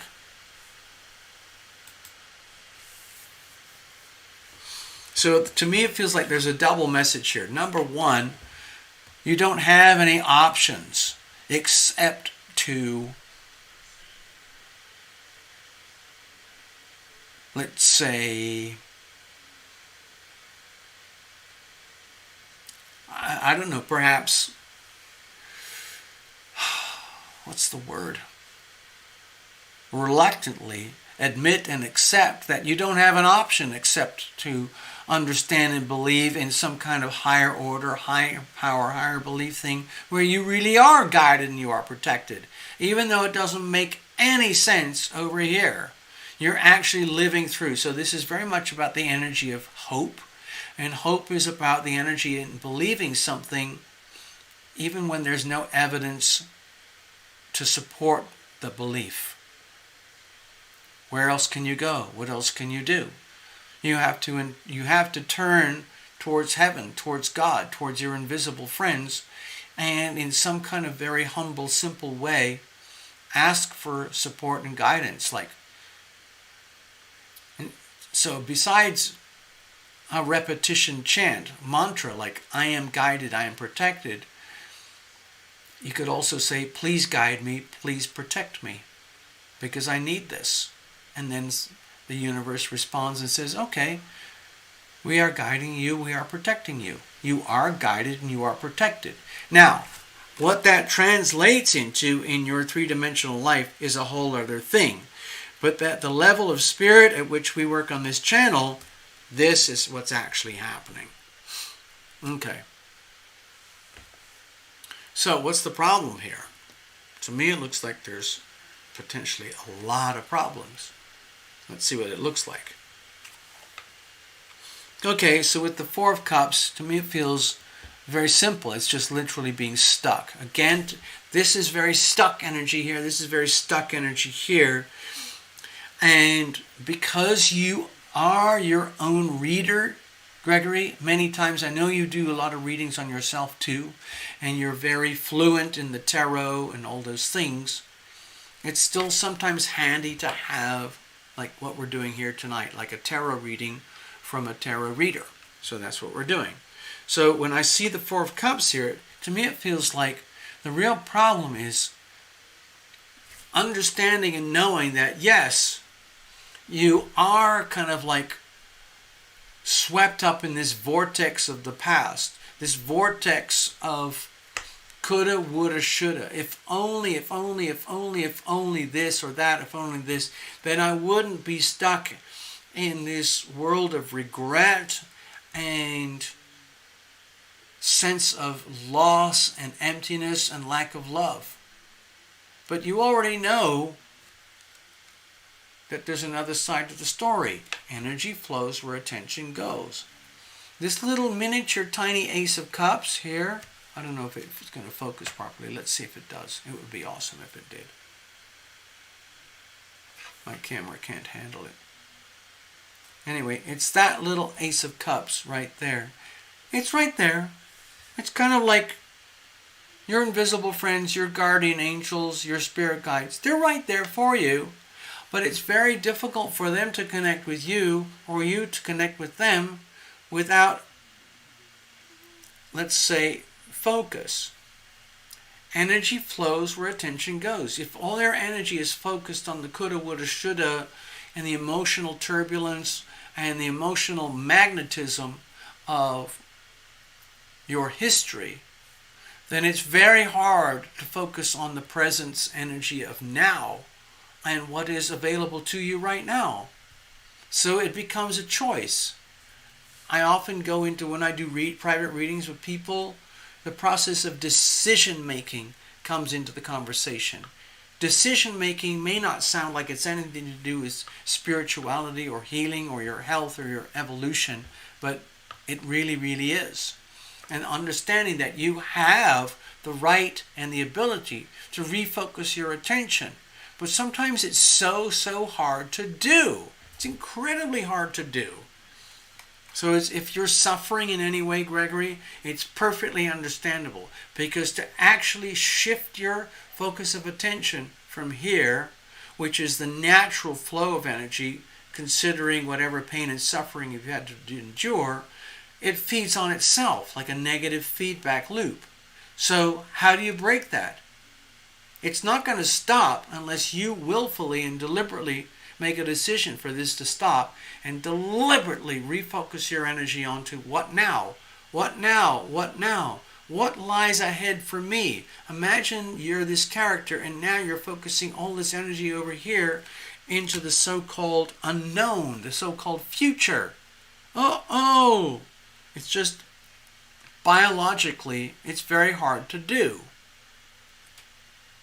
The way our human body is wired, it's actually really hard to do this.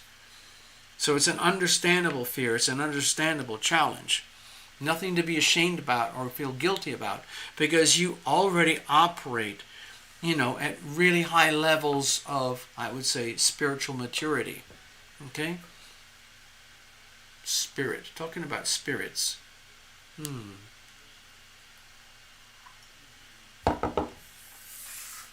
So how do we deal with this going forward? Remember, we're talking about the Leo new moon. We're talking about new starts, new beginnings at that part of your life. Also on the understanding that this is here. You could almost think of this as the star card. You are guided. You are protected, whether you like it or know it or not. And if you're not aware, or you're not ready, willing, or able to receive, then it makes it very hard to enjoy the benefits of this beautiful grand sextile. And instead, you suffer under all these oppositions. It's a choice. So, tapping into the Leo new moon, wherever this lies in your chart, that's where we're going to be focusing on about new starts and new beginnings. And you are being pressured to do that. And the pressure might feel as though you're being forced into a way of behaving or thinking or feeling that you would not normally choose on autopilot. Because human beings are naturally programmed to resort or default to autopilot behavior whenever they can, because it's easier and it's simpler and you don't have to think and you don't have to make decisions. You just go on autopilot or conditioning. In this reading, that's not acceptable, Gregory. We're at the point where this is full open realization. Wow, I've got to do something about this. Let's have a look. Wow, I couldn't have asked for a better card. We've got the Ace of Wands here. So this is perfectly aligned with the Leo new moon. Now the actual details, that's another thing. The Ace of Wands is saying the way to handle your situation going forward is to literally, it's almost like shut the book on the past, close off the past, understand and accept that according to history and experience from the past, you can easily feel like you're trapped in a landmine and things are hopeless. And how am I expected to believe that I'm guided and protected when I know that I am in such deep shit over here? Well, again, thoughts are things. Language. Think of the healing power of words. By changing the words and language, you can realize, wait a minute. Wake up. Duh! New starts and new beginnings. It's always a land of new opportunities, but this is exceptional with this Leo new moon. Okay, so it's almost like even if you are swamped in emotional quagmires of things like sadness, grief, resentment, unresolved issues, mental confusion, mental fear, mental paralysis, to the point where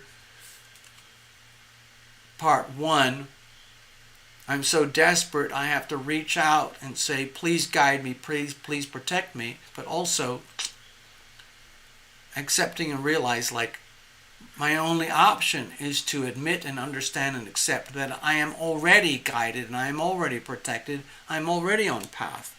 In which case, you go very boldly into your future, but it means making decisions to,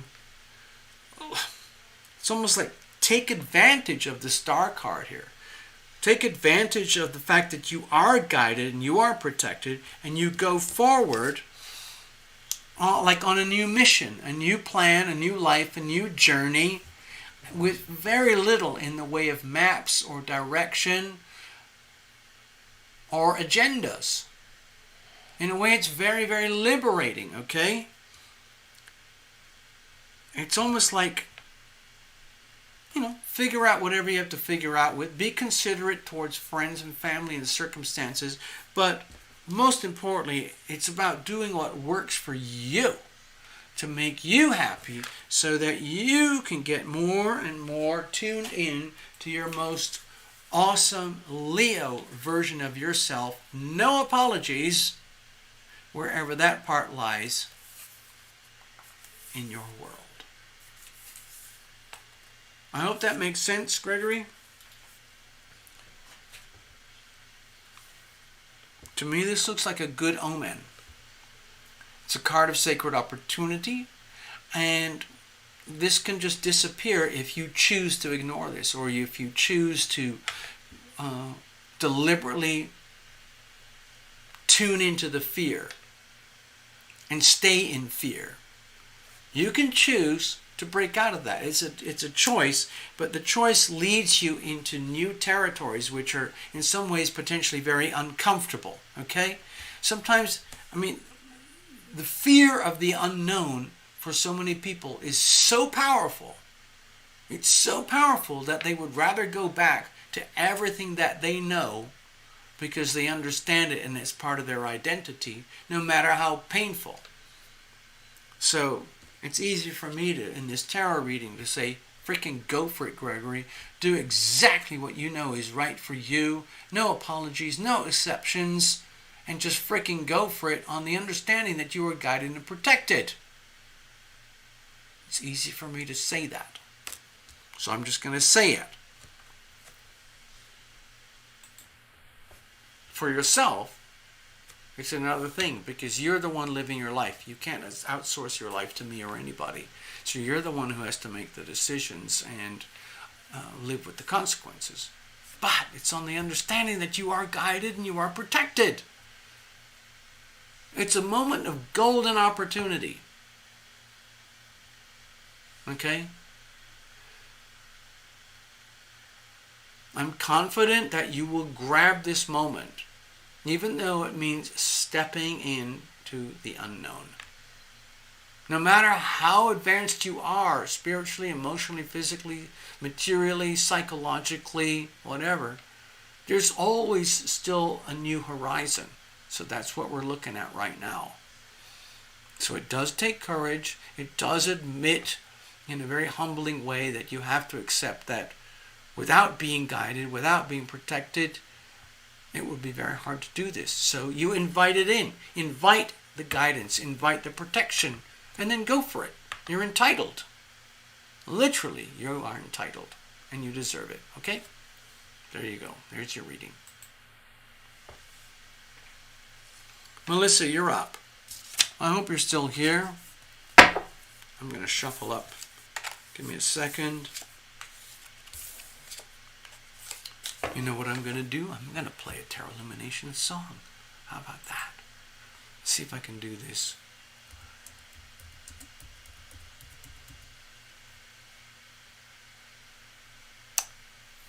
My computer is struggling. My computer is pumping so much. Here we go. Here we go. It's actually coming up. I think this is it.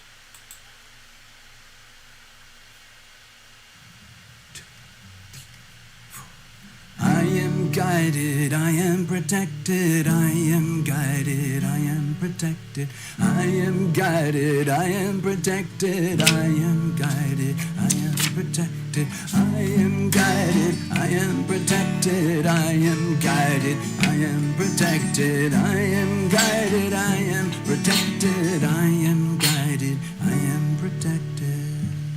2, 3, 4. When the light of hope it fades, when all faith is blown away, when all sense of trust goes down, when a smile turns into frown, when it feels there's no relief, nothing in which to believe, desperate in woe and grief, angels come reminding me, I am guided, I am protected, I am guided, I am protected, I am guided, I am protected, I am guided, I am protected, I am guided, I am protected, I am guided, I am protected, I am guided, I am protected, I am guided, I am protected. Angels gather close to me, show me what I cannot see. Angels take me by the hand, lift me when I cannot stand. Angels lead me through the dark, soothe and tend a broken heart, laughing at the circumstance, crying while we sing and dance.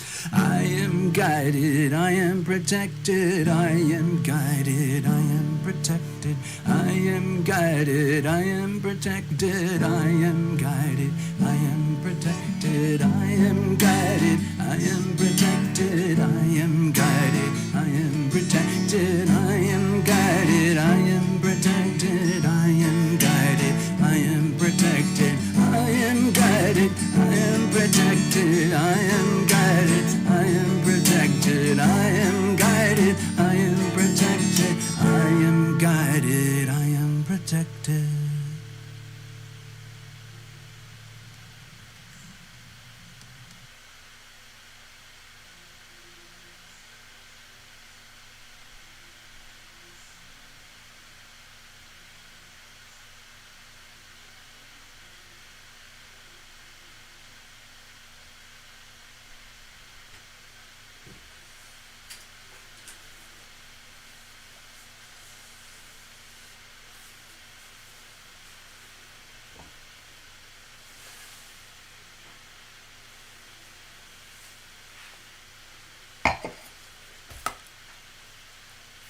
All right. Okay, so it looks like the song just ended. Is that right?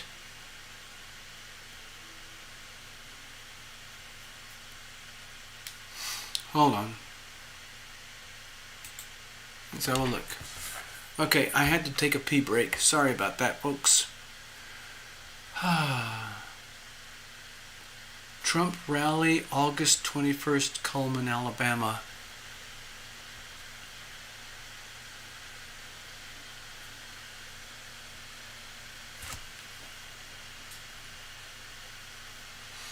I say go Donald.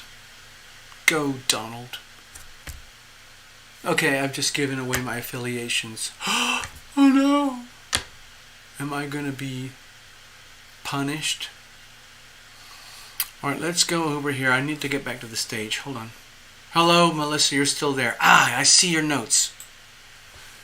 Hi, Melissa. I see your notes on the screen. Thank you for your patience. So we're going to read from Melissa, then Path Traveler, then RS, and that'll be the show for the evening. Thank you so much. Look what just arrived on my desk.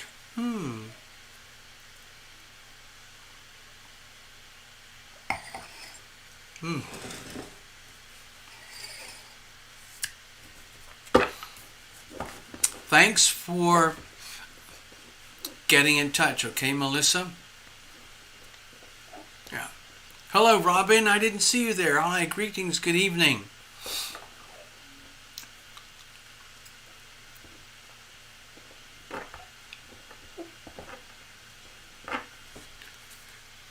Hey, I just want to share something with Trump Rally. Hey, Trump Rally. Give me a second, Melissa. I got something to share.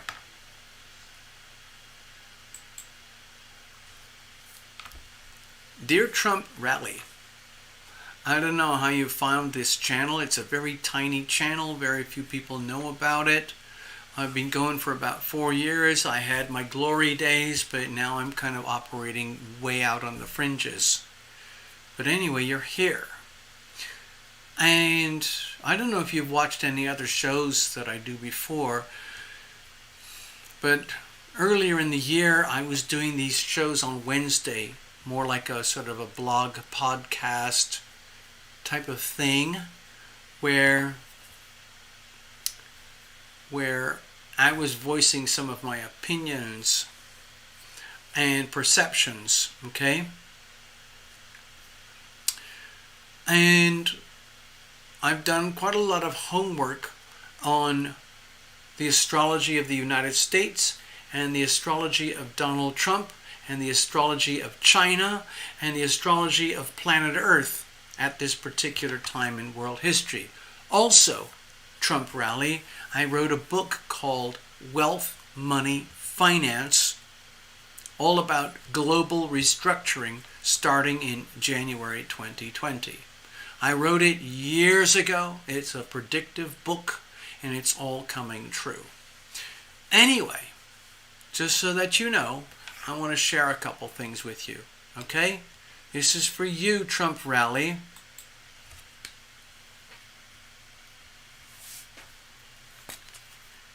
This may look quite primitive, but there's actually a very, very profound astrology that's going on here.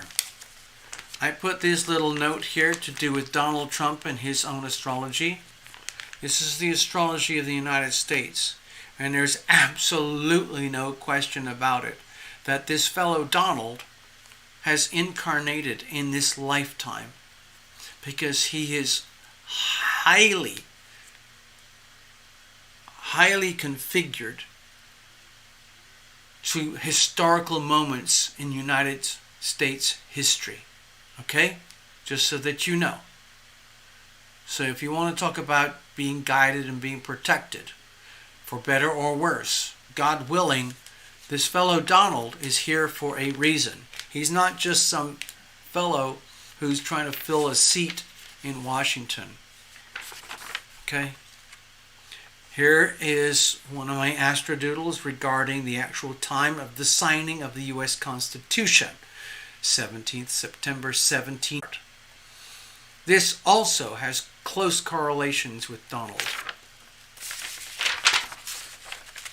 This is a very stark interpretation of Donald when it comes to astrology. And you'll notice this big fat red line. This big fat red line is highly attuned to the lunar nodes that are happening in the planets right now. Is that a coincidence? No. This is the astrology of the Communist Party of China.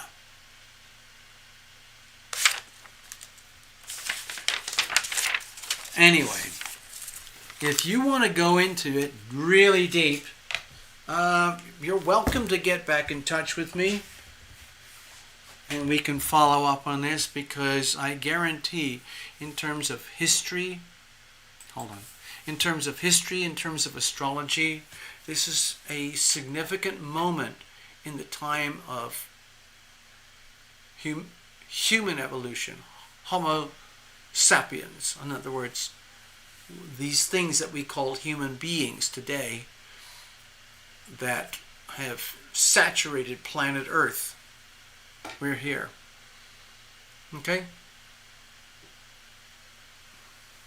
So, dear Trump Rally channel, thank you for jumping in here and introducing yourself. I won't be able to go to any Trump rallies. I'm not in that kind of financial world where I can just hop on jets and go to a rally. But I would go if I could, because again, I'm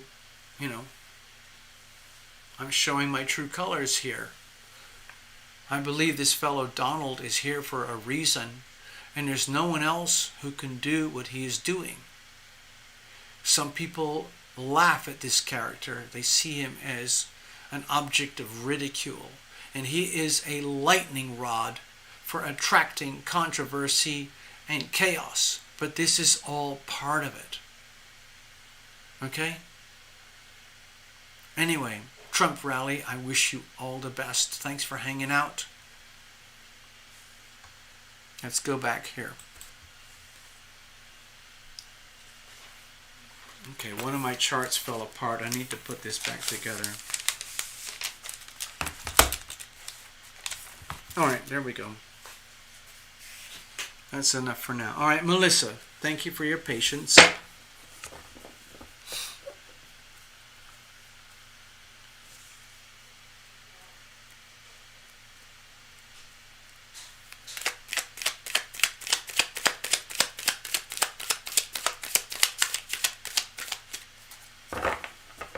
By the way, folks, in case you're interested,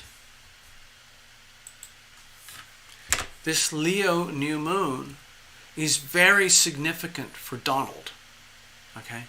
Donald has a very important Leo Aquarius axis in his personal chart.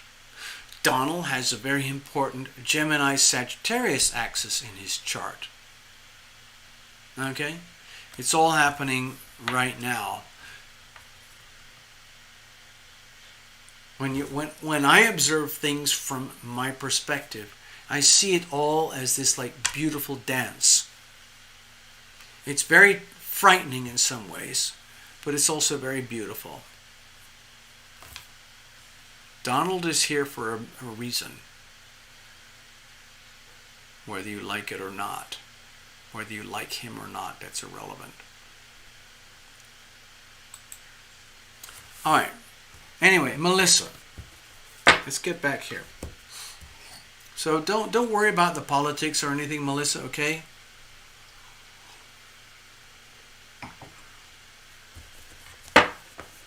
I'm glad you enjoyed that book. I'm going to shuffle just a little bit more, then we're going to do your reading, okay, Melissa? Thank you.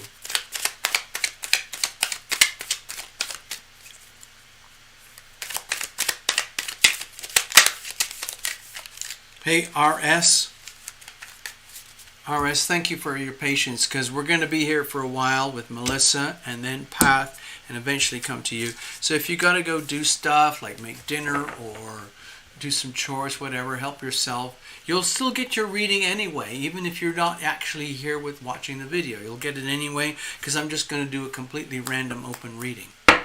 Unless you have a very, very specific subject that you can squash into one word, and we'll deal with that. But otherwise, we're going to go blind.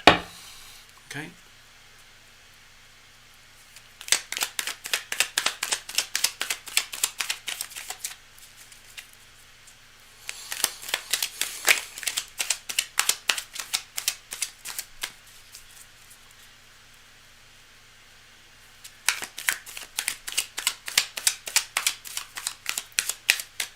Oh.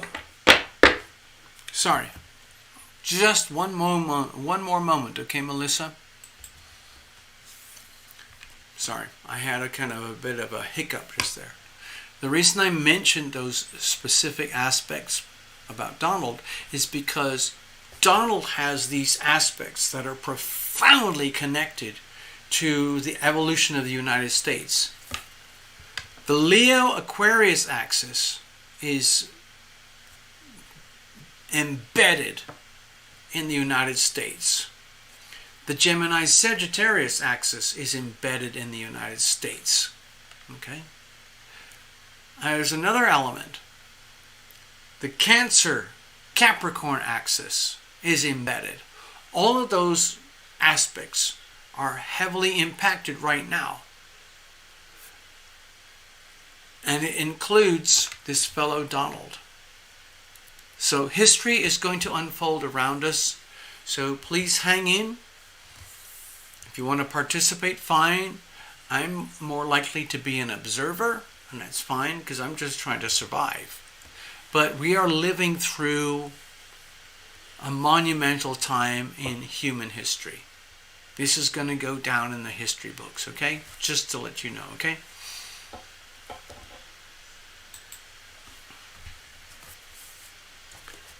All right, here we go. So, Melissa, cards are very well shuffled. Let's go for it. Let's just dive right in. Let's bless these cards. Bless every single card. Bless the deck. Bless cameras and lights, technology, software, the wires, the plugs, the internet, the radio waves, the platform, the electricity, the power grid that allows all of this to happen.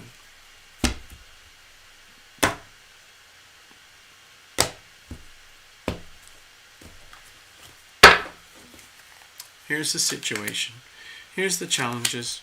Here's how we're going to handle it. And for you, Melissa, again, we're going to be referring to the weather. So we've got the Two of Cups. So, Melissa, I remember you wrote a message to me earlier, and, you know, that's a private conversation, but there's no question about it that the subject of love was at the core of the subject. So what is love? What is the meaning of love? How would you define love? How do we define love? And it's almost, in a really lucky way, Melissa, that, we connected here tonight because you're bringing up the subject matter of love. And everybody has their own interpretations and understandings of love.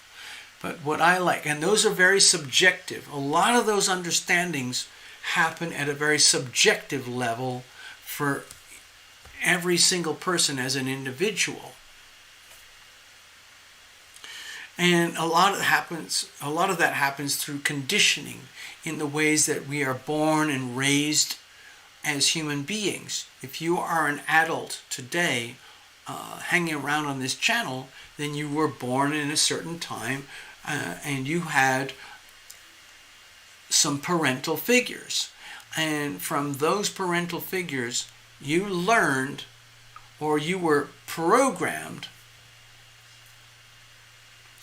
Part of that programming includes like the phenomenon of loving and being loved. For you to survive today, Melissa, that means to some extent you are loved, or you were loved by your primary parental figures. Enough to keep you alive so that you could live on today like a plant, like a little flower or a tree or a bush in some way, even though the people who parented you will eventually pass away. In a tradition, in a very ordinary life pattern, you will live beyond the life of your parents and your caregivers, the people who conditioned you as a child. So, with the Two of Cups here, my feeling is that we're at this point of innocence where,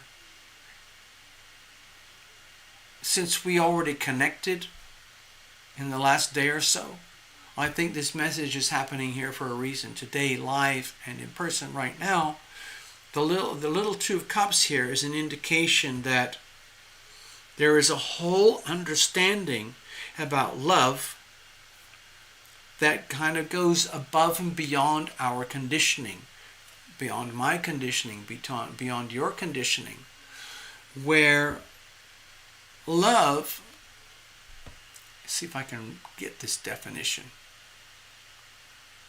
because that comes from the book that we're talking about. The book is called The Road Less Traveled. It's written by M. Scott Peck. He was a military physician, and it's one of the most powerful set of words that I've read personally in my life regarding the subject of love.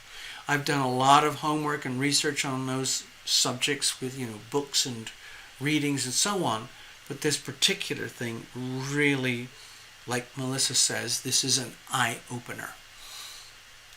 Love is very, very pure. It's very, very simple.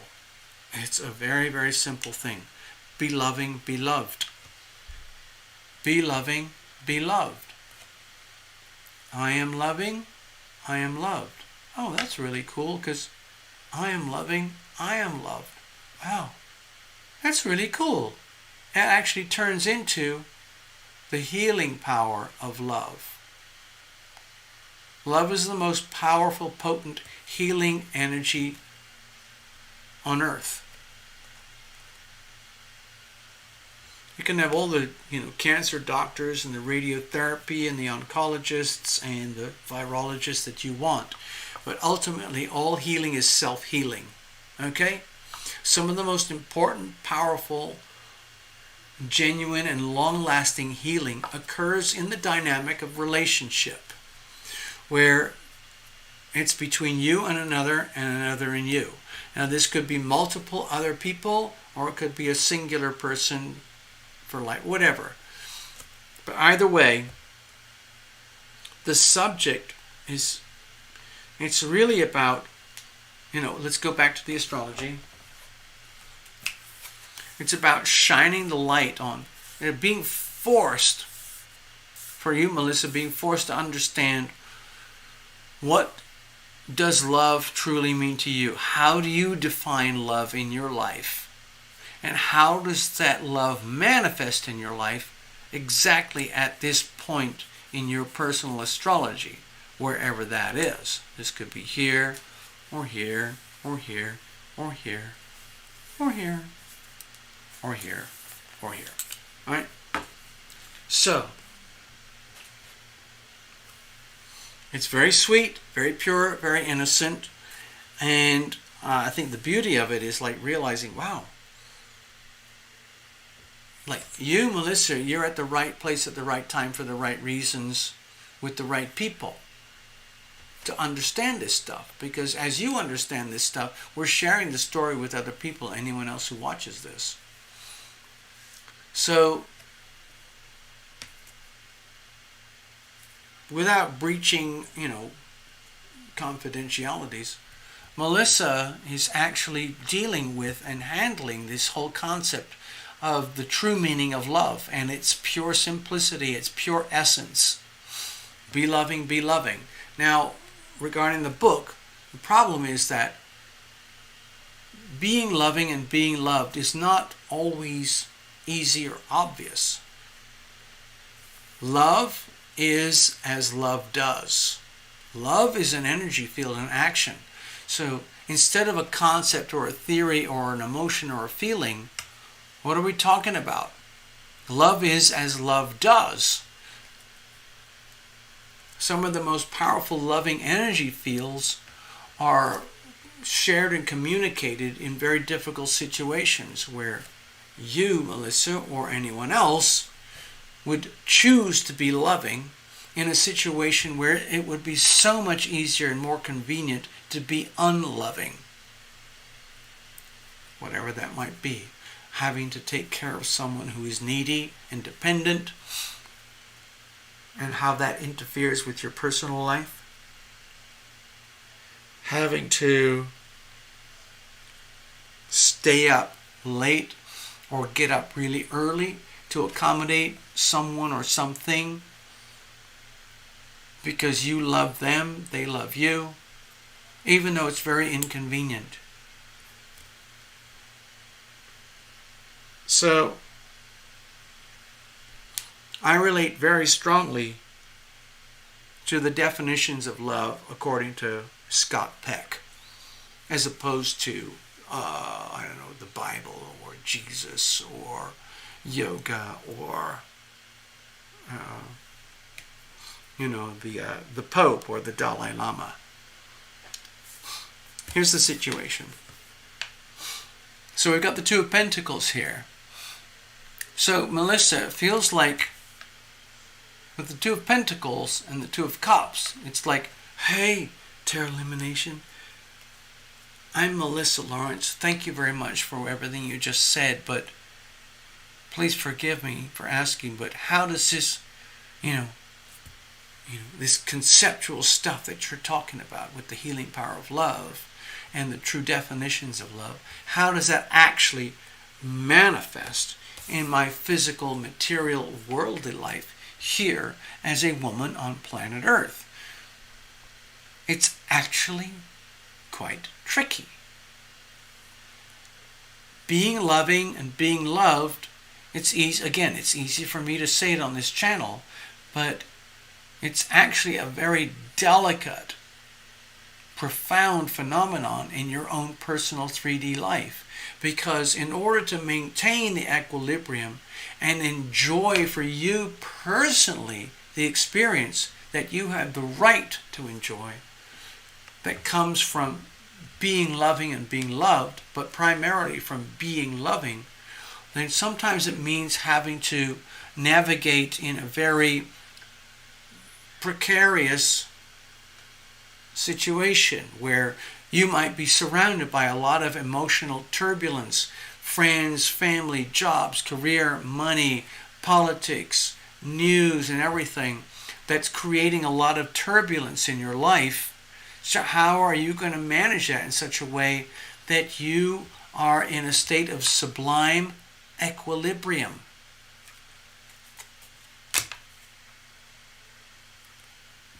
Tricky. It's a bit of a problem. But that's why we're here, okay, Melissa? You can handle it. Otherwise you wouldn't be here.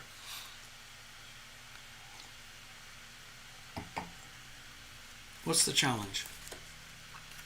Wow, 2 of Wands again. So, again, this is very much to do with the Leo new moon. I'm trying to keep it simple here. 2 of Wands, my feeling is big questions. Big questions. Like, hey, I'm Melissa Lawrence. Thank you, Tarot Lumination, for our reconnection and for your notes here. Thank you very much.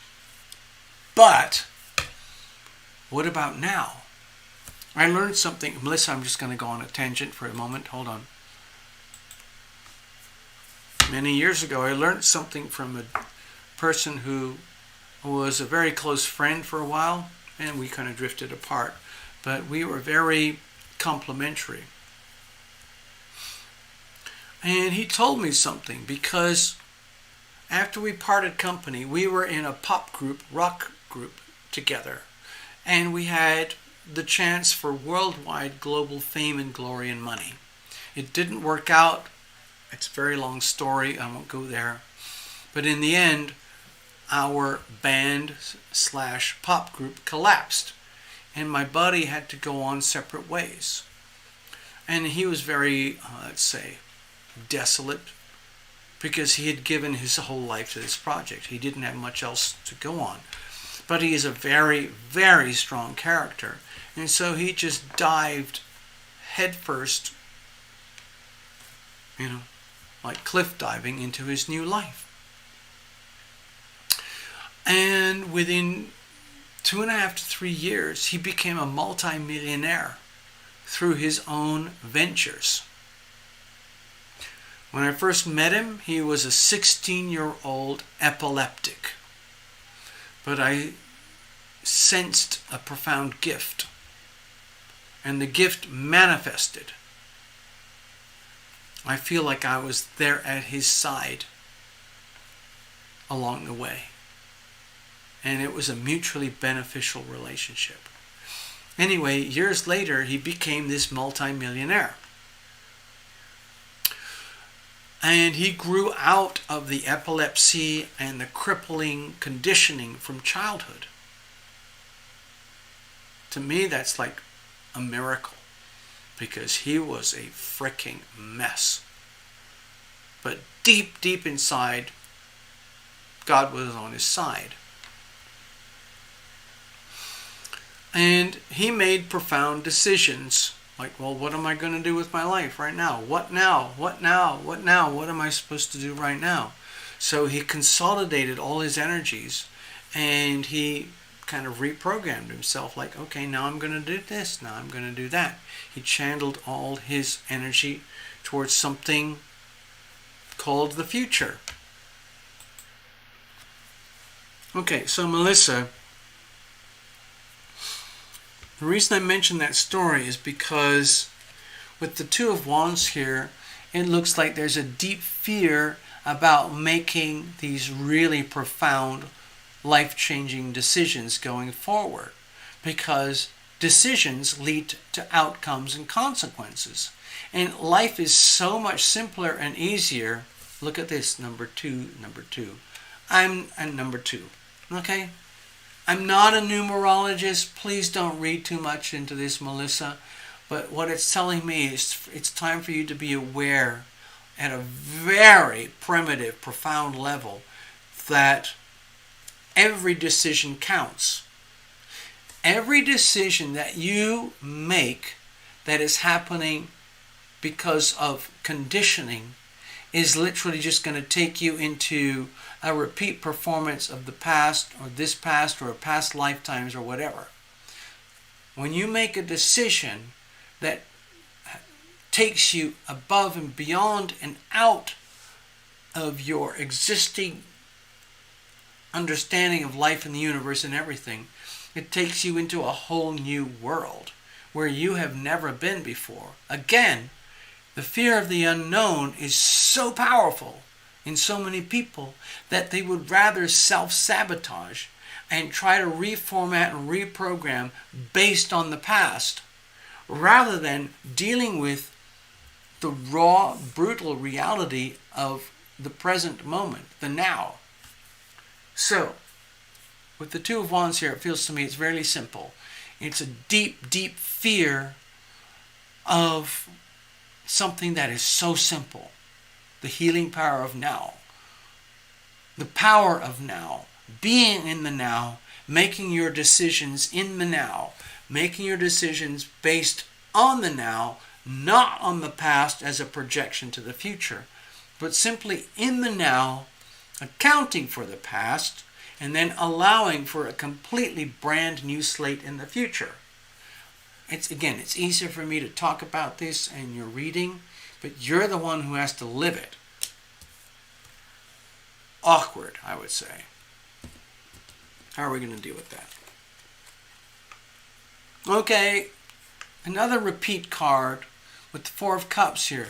The way to handle your situation, the way I feel it here with your reading, is to understand you are in the grip of your own inertia, your own momentum, whether you like this or know this or not.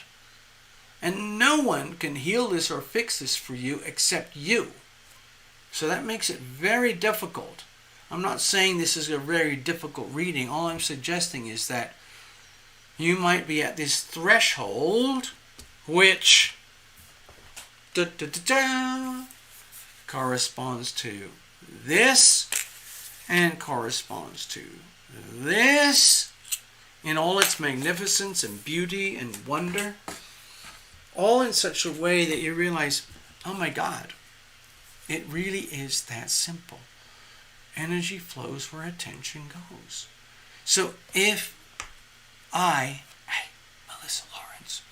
Melissa Lawrence continues to move forward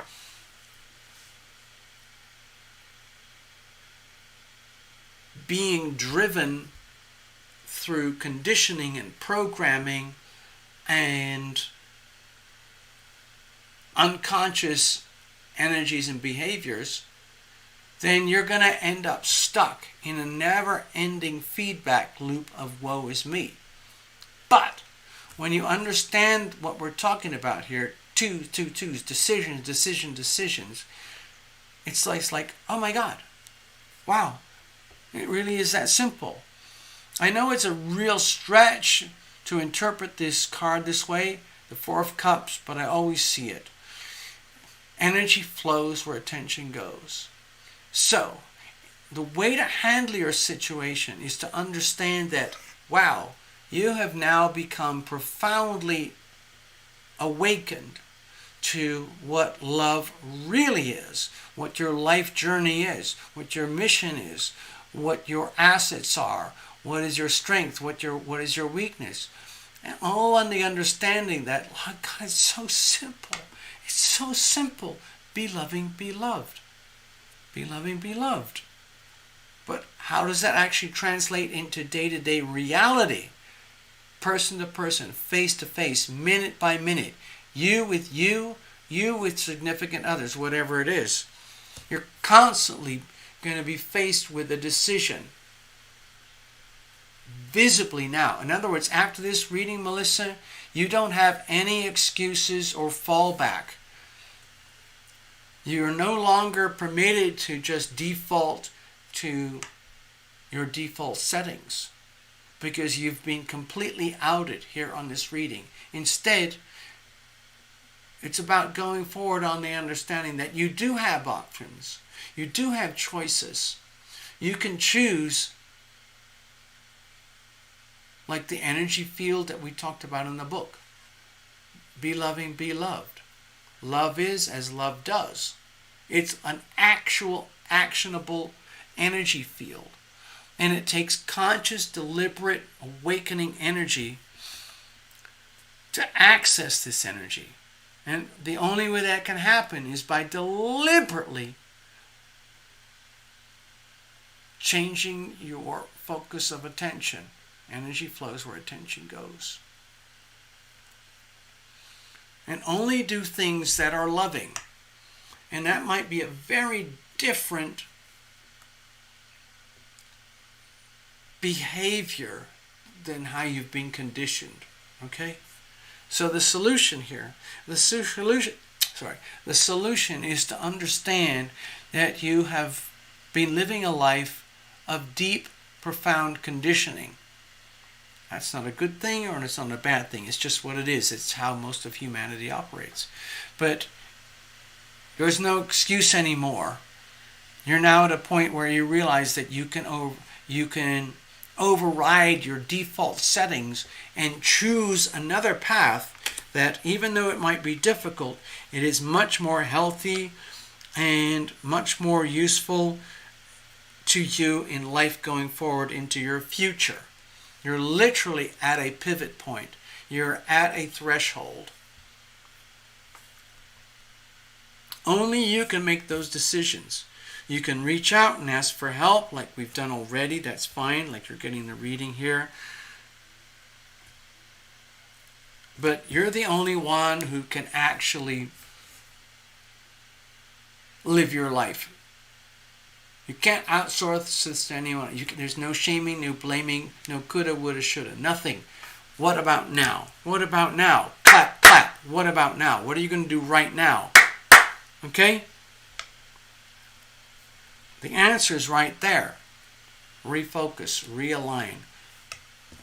Like the other reading we had, like reprogram yourself. I am loving, I am loved. I am loving, I am loved.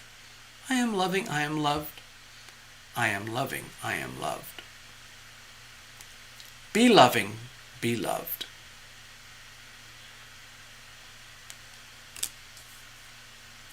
The question is the language there. Like, what does that really mean to be loving, to be loved?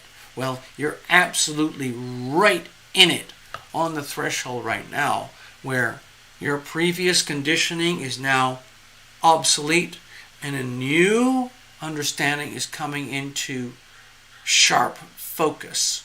And it's a much healthier way, a much more healing way to live going forward. Okay? There we go. Thank you very much, Melissa. I hope that helps. Path, you're up. After Path, we have RS. My voice is fading.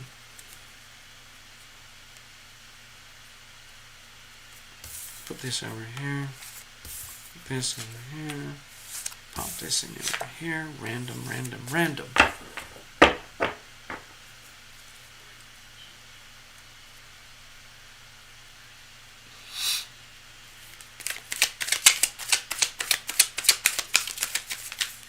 So anyway, Melissa, I hope that reading helped you. Path Traveler, you're up.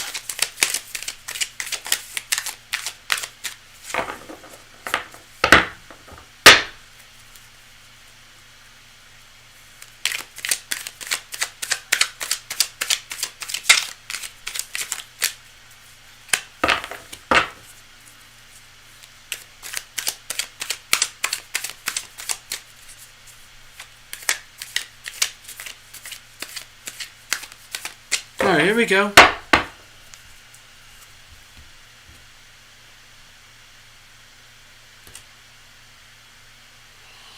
Okay, Path, I did a really extreme cut because I'm trying to aim for the highest level of clarity and purity.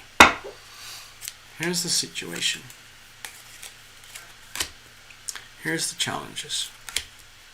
Here's how we're going to handle it, and let's look at these circumstantial energies, the environment, the energy, the influence of the planets, and so on.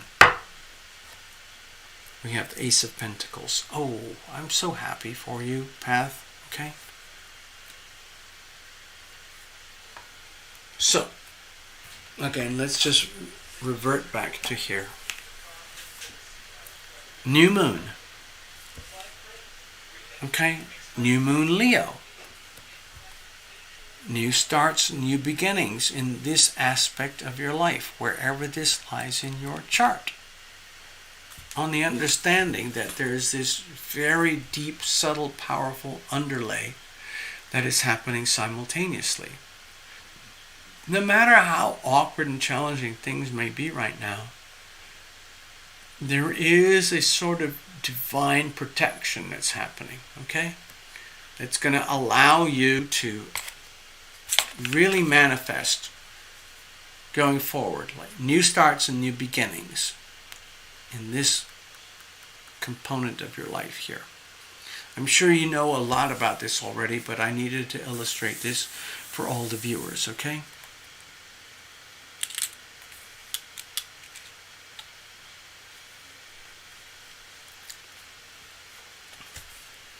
So, can you see the parallel energy between the Ace of Pentacles? This is a card of sacred opportunity. Physical, measurable, financial, material, tangible opportunity for you in this lifetime, in this world right now, in such a way that works for you, in such a way that the better it works for you, the better it works for everyone else. So it's really important to seize the opportunity. Literally grab it and run with it. What's the situation itself? Let's have a look here. Oh, okay, well, like with the Eight of Wands here, it makes me feel like, oh my God, I don't know if I even have the energy, the power, or the horsepower to actually keep up with the opportunity itself. That's understandable, because you might be feeling this particular transit as like a big surge, like a serious surge that is almost like divinely ordained and orchestrated for you personally. It's almost like it's too much. It's almost like, oh my God, how on earth am I supposed to activate and ride this wave of opportunity? Let's say path traveler, pretend I'm a path traveler. Like, I'm naturally ambitious, capable, confident, heroic, and I understand the energy of no risk, no reward. It's just that with the Eight of Wands here, it's just like, to me it's like a double message. Path. This is literally a moment of golden opportunity. It is incredibly important to tap into your natural, I would say, autonomic energy field. You know how I often talk about the unconscious energy, but let's talk about the fully conscious energy. Let's say you're as fully evolved as you can be right now, and you can lean on that. You can lean on your default settings, because your default settings are actually very healthy. And then you go forward with your default settings. No apologies, no misunderstandings. You don't have to explain yourself to anybody or anything. You just have to be you at the level of you where you are now. Now, of course, in terms of like the, evolutionary energy, you're still evolving and growing like all of us.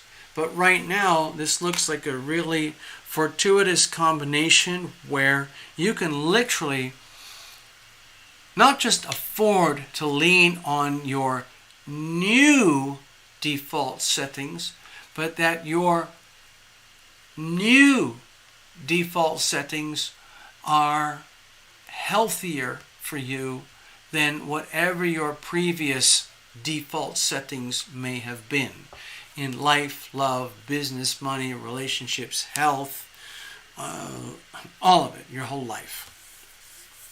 So this is giving me a lovely, rich, warm glow kind of feeling to your reading.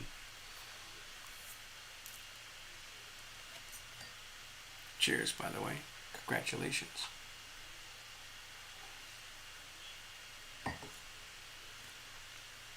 Now, what's the problem here? Because it looks like with the Ace of Pentacles here and the Eight of Wands here, there's a huge surge of momentum. Again, think of it like surfing, where you, Path, you're perfectly tuned in, you're all ready to go, you're already aware of this, and you're already aligning yourself just like a surfer in the way they align themselves for big wave surfing. You're in the right place at the right time for the right reasons with the right people at the right whatever. Anyway, sorry about that. So this is like, to me, this looks like golden opportunity. What's the problem here? Okay, so obviously there's always a problem. Okay, so with the Ace of Cups here, to me it feels like we're probably accidentally or, what's the word? Reluctantly touching upon the energy of the Ace of Cups here. It's like, hey, pretend I'm Path Traveler now. Hey, Tarot Lumination, that's great.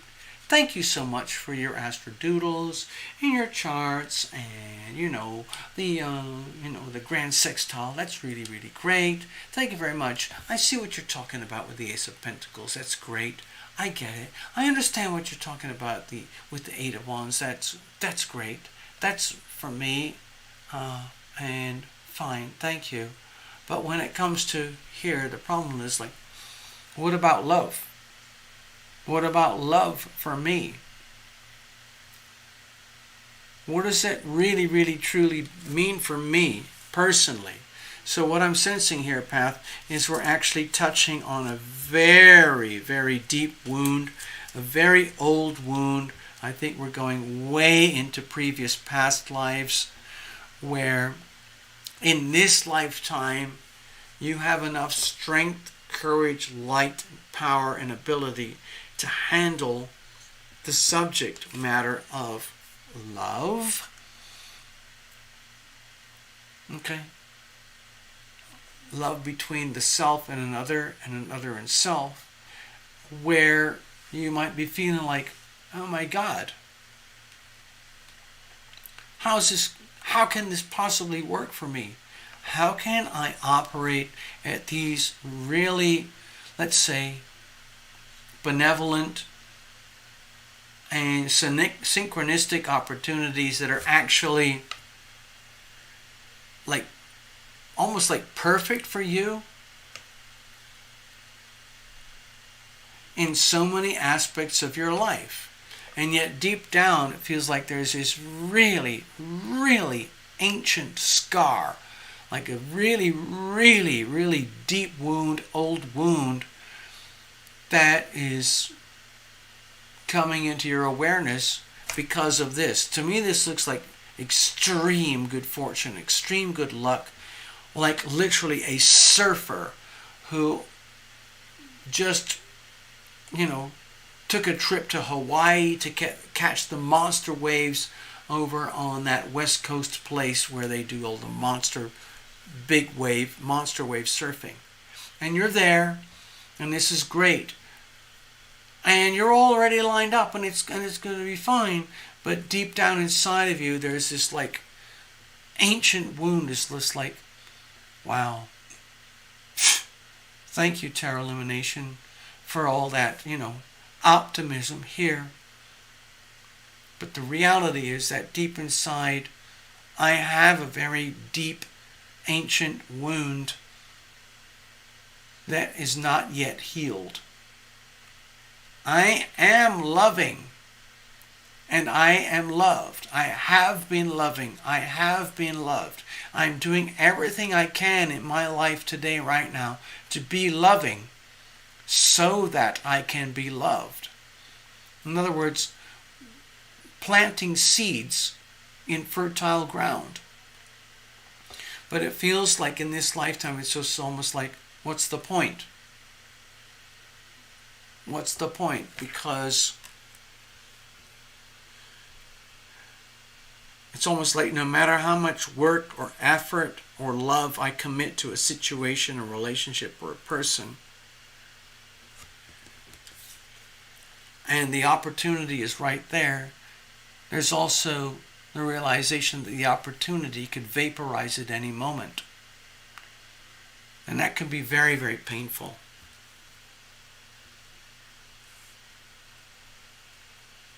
How are we going to deal with this? Let's have a look. Okay, I've got the Seven of Pentacles.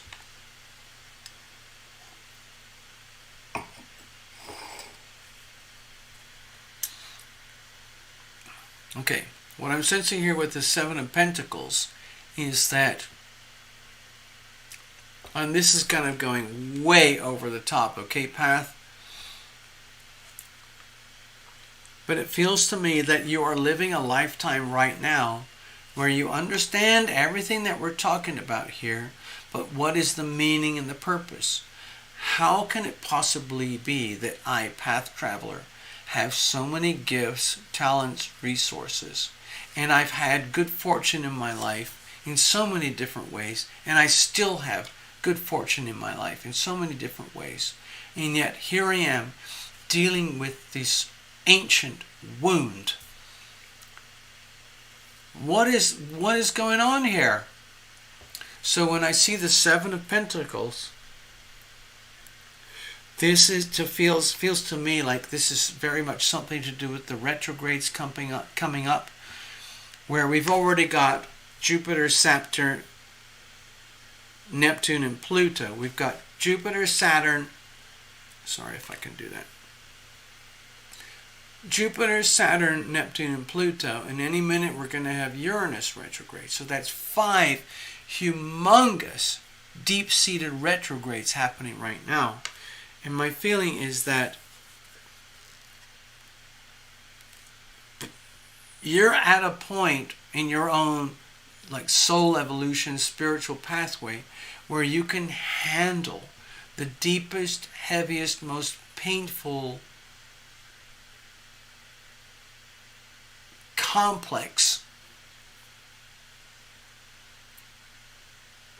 obstacles to love and healing going forward. And you could only have come to this awareness in this particular lifetime right now. And then you end up at this really, I don't know how else to say it. I am really terrified to hurt your feelings, okay, Path Traveler? But I'm just going to do it, okay? When I see the Seven of Pentacles there in how to handle the situation, to me it looks like a very humbling kind of message where, God help me, it's not me delivering the messages, I'm just an instrument, where the Seven of Pentacles is basically, it's like you're such a wonderful person. You've got your invisible friends. You're guided. You're protected. You've got good fortune. You know all of that. But that Ace of Cups is still a very deep wound, and you're so strong. Okay, So in this lifetime, it looks to me like this reading is about Tarot Lumination coming up with this very awkward sort of mirror moment where the message is like having to understand that you are part of the equation of so much pain and loss and suffering in terms of love. Romantic love, sharing love, enjoying love, giving love, receiving love. Where going back probably into multiple lifetimes, it's time to realize that, wow, I made a few mistakes. And here we are, lifetimes later, where I'm seeing the consequence of those mistakes. Now, I can't go into that in any detail because I don't feel that here in this reading. But with the Seven of Pentacles, to me it feels like it's the way to handle the situation. Let's say this reading has some resonance with you, where you're so tuned in and aware to the opportunity and goodness and the wonders of this moment in time, literally like a ticking clock. The astrology is very much time-based here in three-dimensional reality. So you're very aware of the good things, good aspects in your life. But at the same time, that gives you enough strength and, let's say, stability and dignity to accept this new, very tiny message where it's understanding. With the Seven of Pentacles, there's only so far that you can go in terms of being loving and being loved without doing more homework on yourself. I feel awful saying this to you, Path Traveler, because you already work so hard. But also in other readings that I've done for other people, it's like the higher up you go in this sort of so-called ascendance thing, a lot of people think, oh, well, life is going to get better and better and easier because I'm more spiritually evolved. But what tends to happen in my observation is that you end up, like the more you go this way, the better views that you have of everything down there that didn't work beforehand. And so it's a sacred opportunity to go from, it's like evolution. It's almost like evolution goes like this. Ow. Ah, amazing. I figured that out. Ow. Oh, I figured that out. Amazing. Ouch. Oh, now I can see it all from here. Oh, God, I can see where I screwed up. Then go to the next level and so on and so on. So to me, it feels like a very difficult reading for me to deliver, where in the end, the message is about having to understand your own contribution to the equation of relationship in such a way that it, I would say, backfired on you. So with the Seven of Pentacles, it means like, oh my God, thanks, TL. Wow. So you're telling me I still have, let's say, like a cleanup campaign in front of me. But that's, again, that's okay. Because in so many other ways, you're truly blessed, okay? All right? I'm feeling very awkward here, because this is a very difficult, awkward message for me to deliver. So, in essence, this is like, to me it feels like a very awkward, realizing like, wow. It's just okay, look at it this way. In very simple terms, Seven of Pentacles. Imagine that you are the owner, the custodian, the manager, the beneficiary of a beautiful vineyard. and it's been good to you. There is so much wealth and abundance and goodness that has come to you, and you have worked for all this and you have built all this.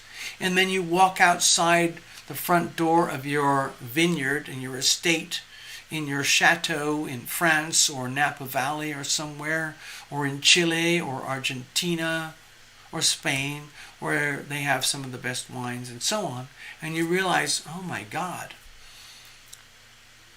the work never ends.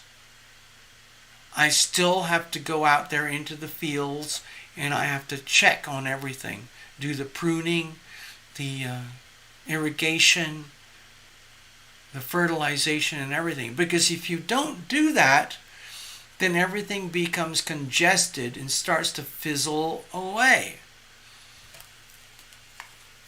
I'm not an expert at these things, Path Traveler, but I am pretty certain that people who own and operate the best vineyards in the world that produce the best vines also understand that a lot of the wonderful beneficiary outcomes isn't just from planting the good seeds and seeing the fruit. It's about long-term maintenance and pruning anything and everything that gets in the way of future growth, future fruition. And that ends up being your responsibility. God, I hope this message helps you. Okay, Path? This was a very hard reading for me to do for you. All right. RS, you're up.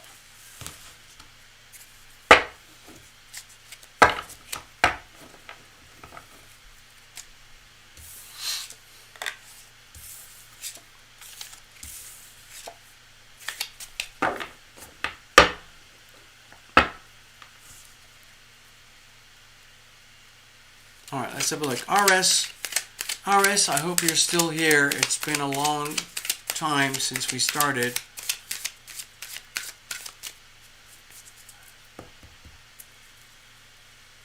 This is it, folks. This is the last reading of the evening. Thank you very much. RS. Oh, I see you. I see your name on the chat. I see it. Got it. You're there.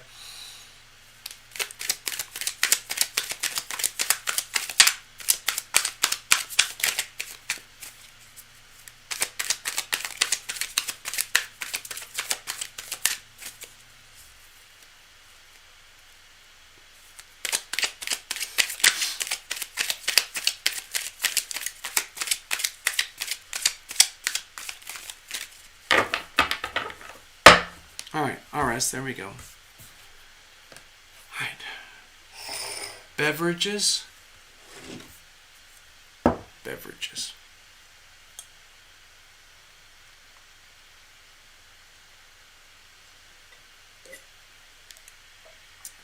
Empty.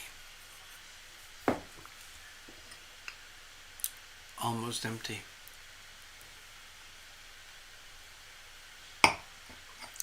Now empty.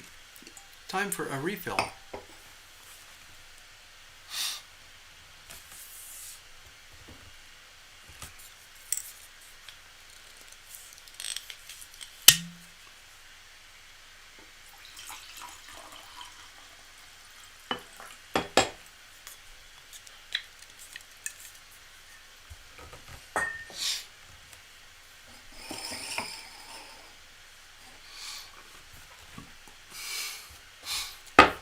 Greetings, RS. Cards are well shuffled. Let me just do one last kind of ceremonial polishing here.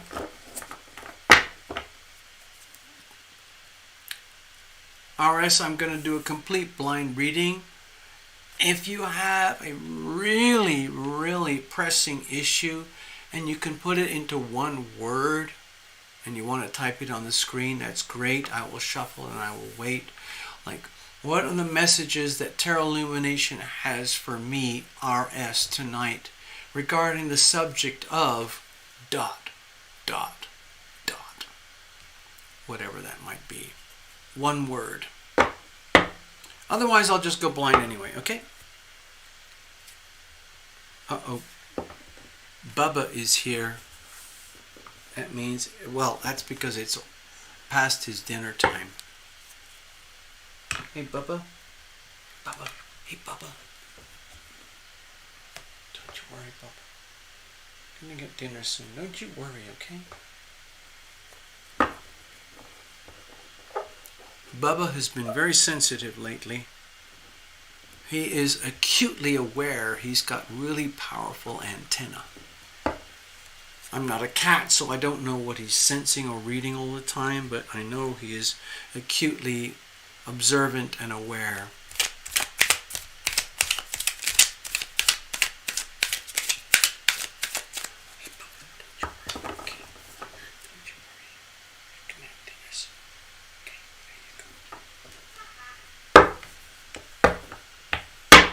Alright, come on RS, let's do this.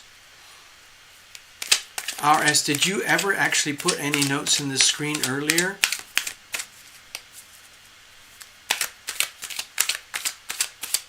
Let's have a look. Let me see if I can scroll back through the chat. I know you're here because I just saw your initial on the screen.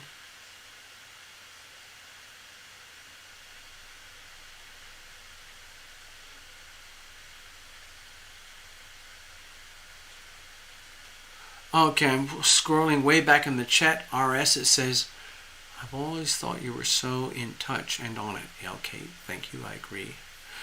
I had just been so extremely busy for 3 years in a relationship, but you've got time to yourself now. Okay. Well, that's good. Hey, I see your smiley face. Hey, so RS, and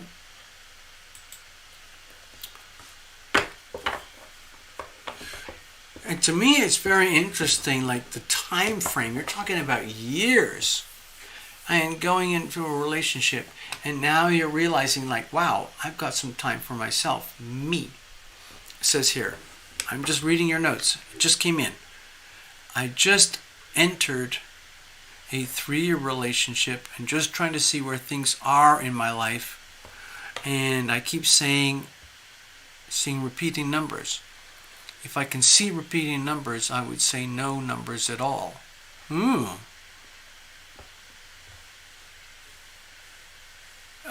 okay, and then you are editing now. It says, I just ended a 3-year relationship. Wow. Okay.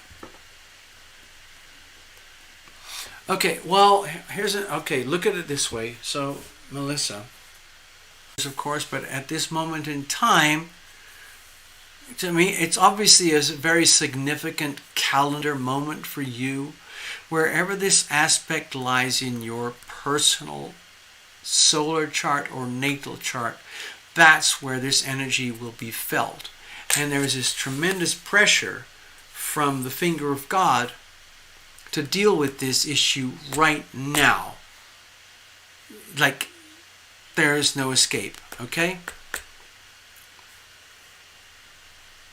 So, with this reading, I know we're talking about a Leo new moon, new starts and new beginnings for this chapter in your life, but for that to happen, it means literally consigning anything and everything else in your life onto the shelf, into the history books, where it is literally what we would call now, in human terms, the past. It is ended, it is gone. You've obviously, done the best you could, come out the other side, and you're now looking at a whole new life, whole new world, new horizons. There's no mention of the new horizons in your notes there, but with the Leo new moon the way it is, it's inevitable that that is what you're going to be dealing with. Just give me one more last minute shuffle. To me, it feels like a strong energy field of what now? What now? What now? What now?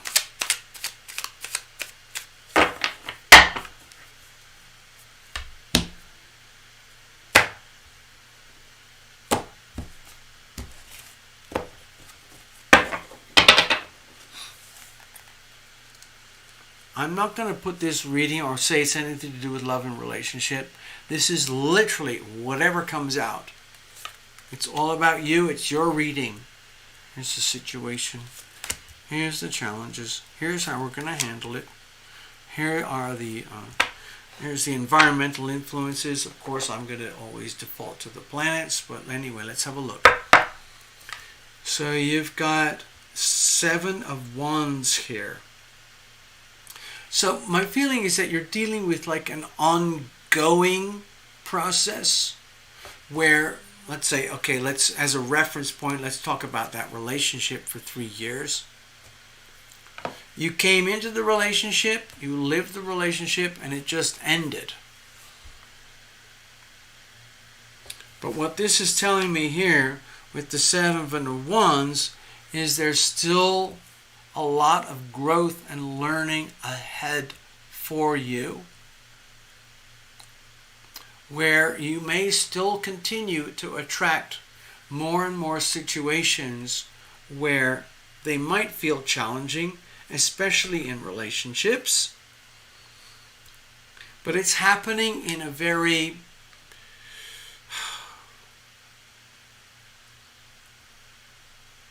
what's the word?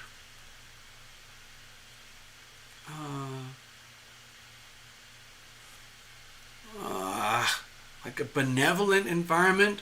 Like, let's say with this Leo new moon going forward, you realize you've reached a huge calendar moment in your life where you can just take all your scrapbooks, all your journals, all your notes, everything about your life up to this moment, and you can look at them and say, you know what, okay, that's all history now. I'm just going to put all of that in the dumpster. But even better, it's much more fun, because I've done this, where you take like a stack of journals, literally a stack of journals, and you go out somewhere and you build a bonfire and you destroy the journals. And then you're left with this very simple, stark, clear, new landscape. Wow, what am I going to do now? So with the 7 of Wands here, it makes me feel like you're going to go to the next level of new challenges, whatever it is that you need to attract in your life that might be experienced in the forms of challenges, but that are actually very beneficial for you and beneficial for the characters who appear in your life going forward. So it looks to me like it's a really serious opportunity for growth and strength, almost like an athlete. Okay, RS, look at it this way. Here's something, I might be able to explain it better like this. It's like, imagine you are an athlete and you've just lived through this really challenging episode in your athletic adventures. And you kind of like, wow, I did this, I did that, I lost so many this, so many that, and so many that. But I won this, I won that, and I came out on top and I'm great. Yeah. And then your coach, your life coach, your invisible friends, your spirit guides come up to you and say, hey, well done, Melissa. You've done a superb job. Excellent. We have to tell you that you have now graduated to the next level. And what's going to happen here is that you are going to shine more than ever before. On the other hand, for this to happen, you're going to be attracting and experiencing more challenges. than you've ever known before. Isn't that wonderful? And then you're like, wait a minute, you mean I can't just go home and retire and look at all my trophies on my trophy shelf? Huh? Huh? And then your coaches, your invisible friends say, I'm sorry, Melissa. I don't know wherever you got that idea from earlier, but no. We're just going to the next level. And you're going to be fine because you're more than capable. But the show is not over by any means. You're still living your life. You're still a human being on planet Earth. And we're going to go through historical changes. And you're going to go through your own personal parallel version of the same story that is happening to planet Earth, to planet humanity, and every other individual out there. I hope that makes sense.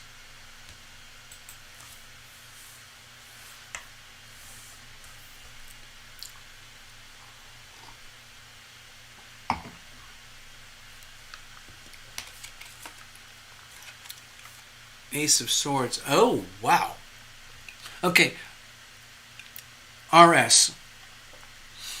What I'm sensing here immediately is that despite whatever I said over here in terms of the storyline that I felt in the way that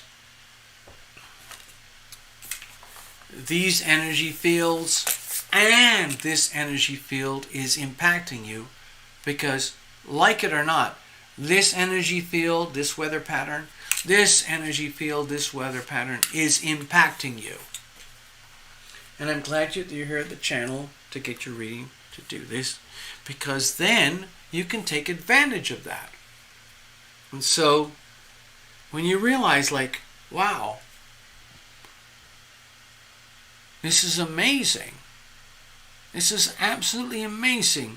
I have come so far already, and now I'm realizing, oh my God, I'm going next level. And all the challenges that are going to be coming my way, because I'm attracting them. The laws of attraction are very, very active here. And you realize, oh my God, why didn't I realize this before?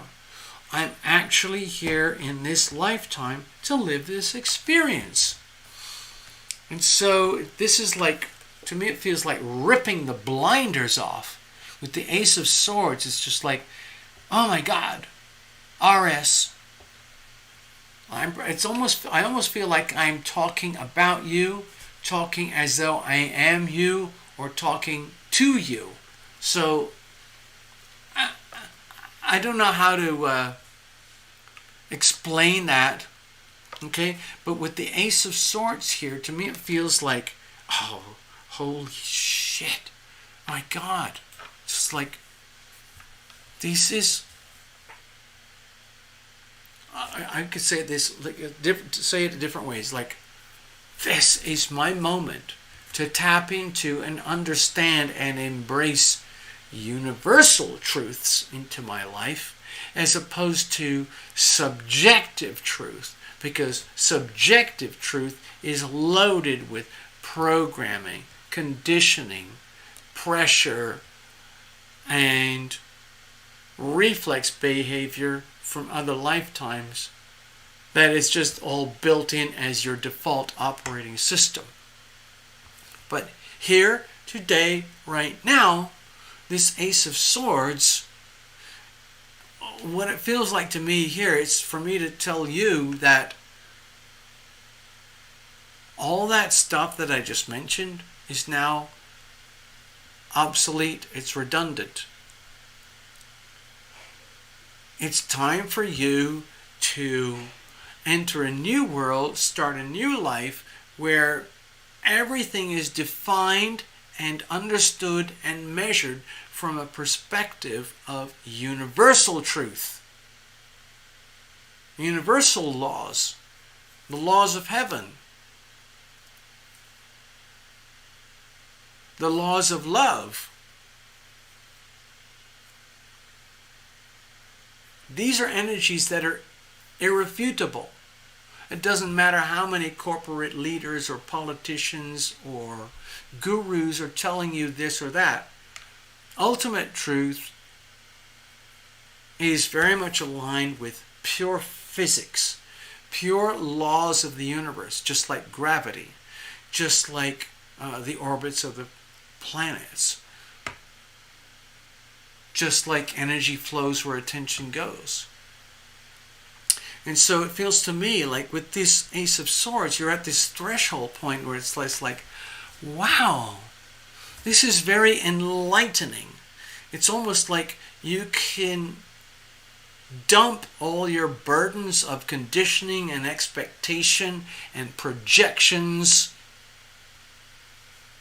and then just deal with the now. The now.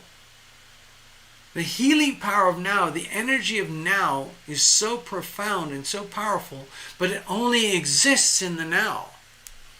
Most people do not like the now because it means you have to be completely, utterly exposed and present with all your fears and misgivings and failings and incompetence at the same time as all your wonders, your gifts, your new opportunities, your love, your soul energy. It's happening simultaneously. But that energy field is so hard to handle that most people basically, they walk away in the face of opportunity.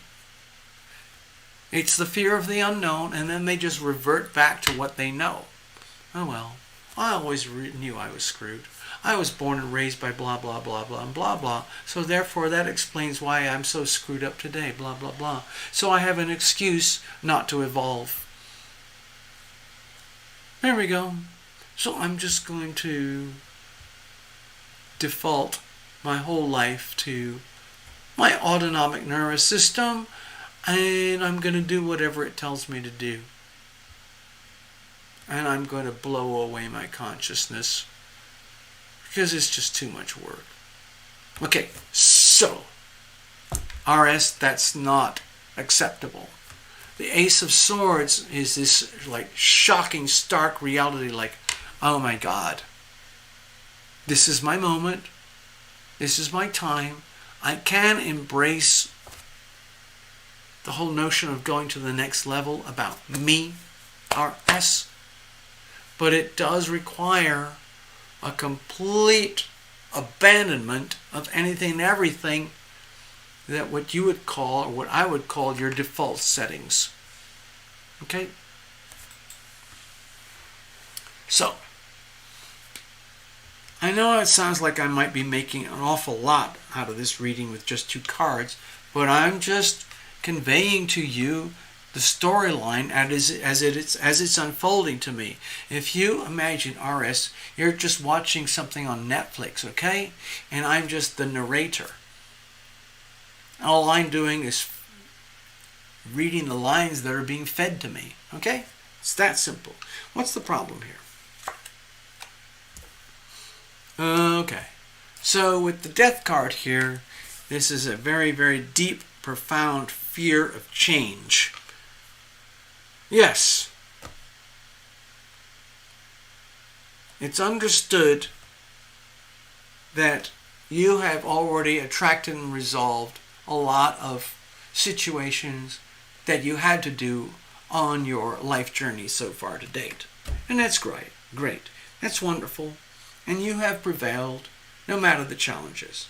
And you are now looking at a future where you're just going to attract the next level of challenges. And what it's really all about is, for you, it's almost like a very academic, journey of scholarship, or getting a master's degree or a PhD in something or whatever in terms of life and truth, honesty, justice, universal laws. You're getting that. And it's happening either consciously or unconsciously, because of your chosen path in life. And of course, with the Ace of Swords, it's just like, oh, this is awesome. That's great.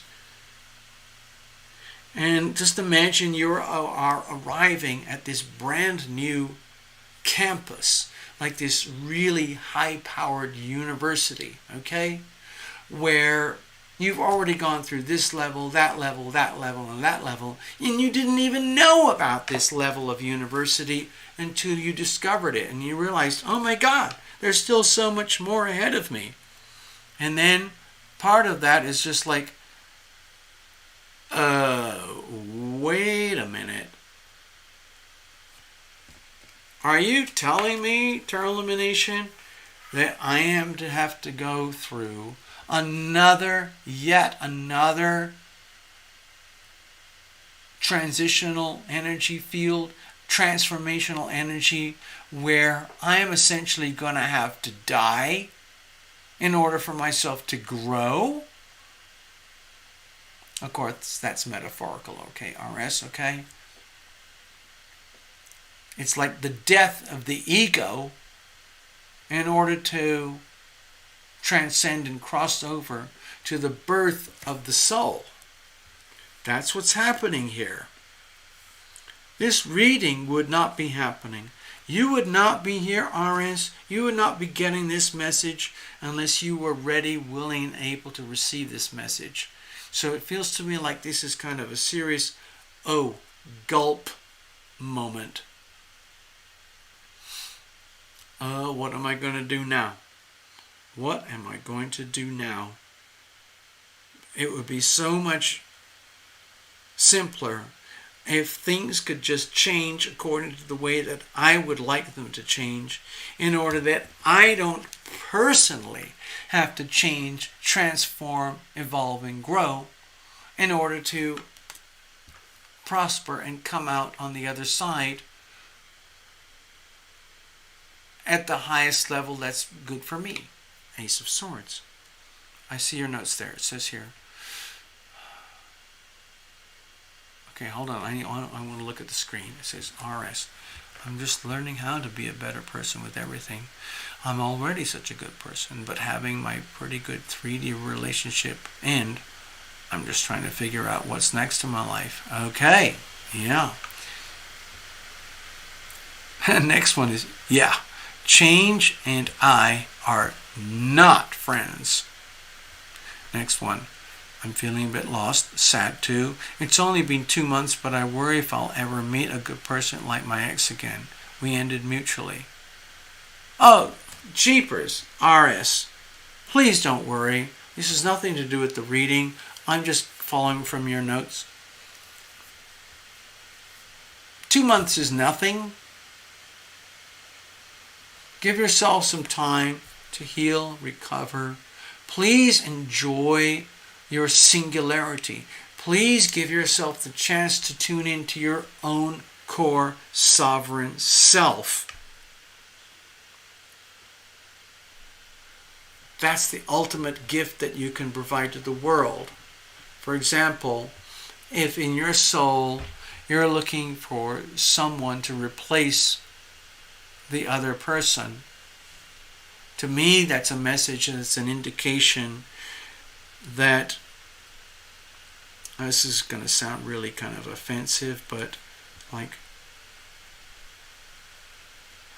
it's like wanting to take a comfortable journey or pathway to your own journey, your own self-awareness, in such a way that you don't have to do it on your own. And the almost brutally painful message here is that ultimately you are on your own. Ultimately you are a single individual. You are a singular entity. You have a total right and purpose and meaning to be your full, total sovereign self, no matter what about anybody else. The problem is, a lot of people find that a very shockingly lonely and scary place.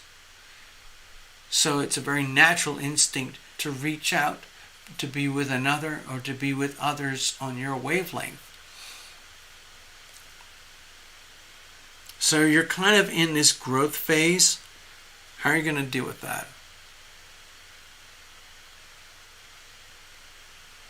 Okay, I'm going to go back to your note on the screen here. It says, I'm feeling a bit lost, sad too. It's only been 2 months, but I worry if I'll ever meet a good person like my ex again. We ended mutually. Okay, so you ended mutually.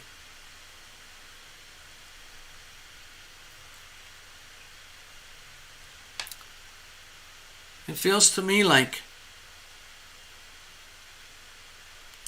this is a very, very uncomfortable, awkward reading where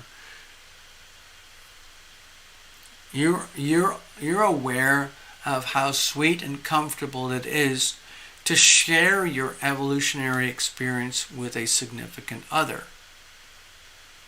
But when you reach a certain threshold when you can't go any farther in that relationship, you know that thing and they know that thing, so the relationship naturally dissolves. It looks to you like it's like a mutually acceptable dissolution of relationship. You go forward, but then you're left with this massive vacuum of selfhood, the sovereign self.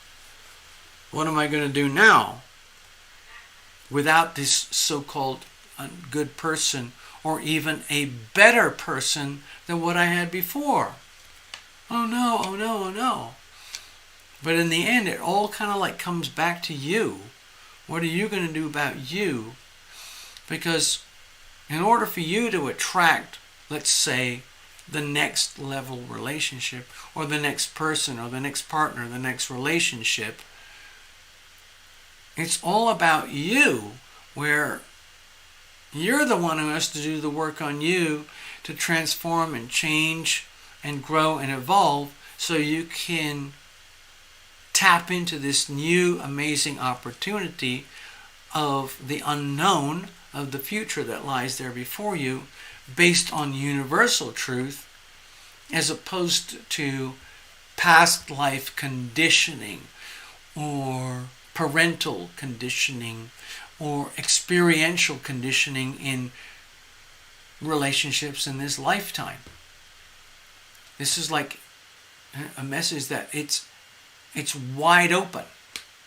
So it's almost like the worst thing you could do is plan or expect or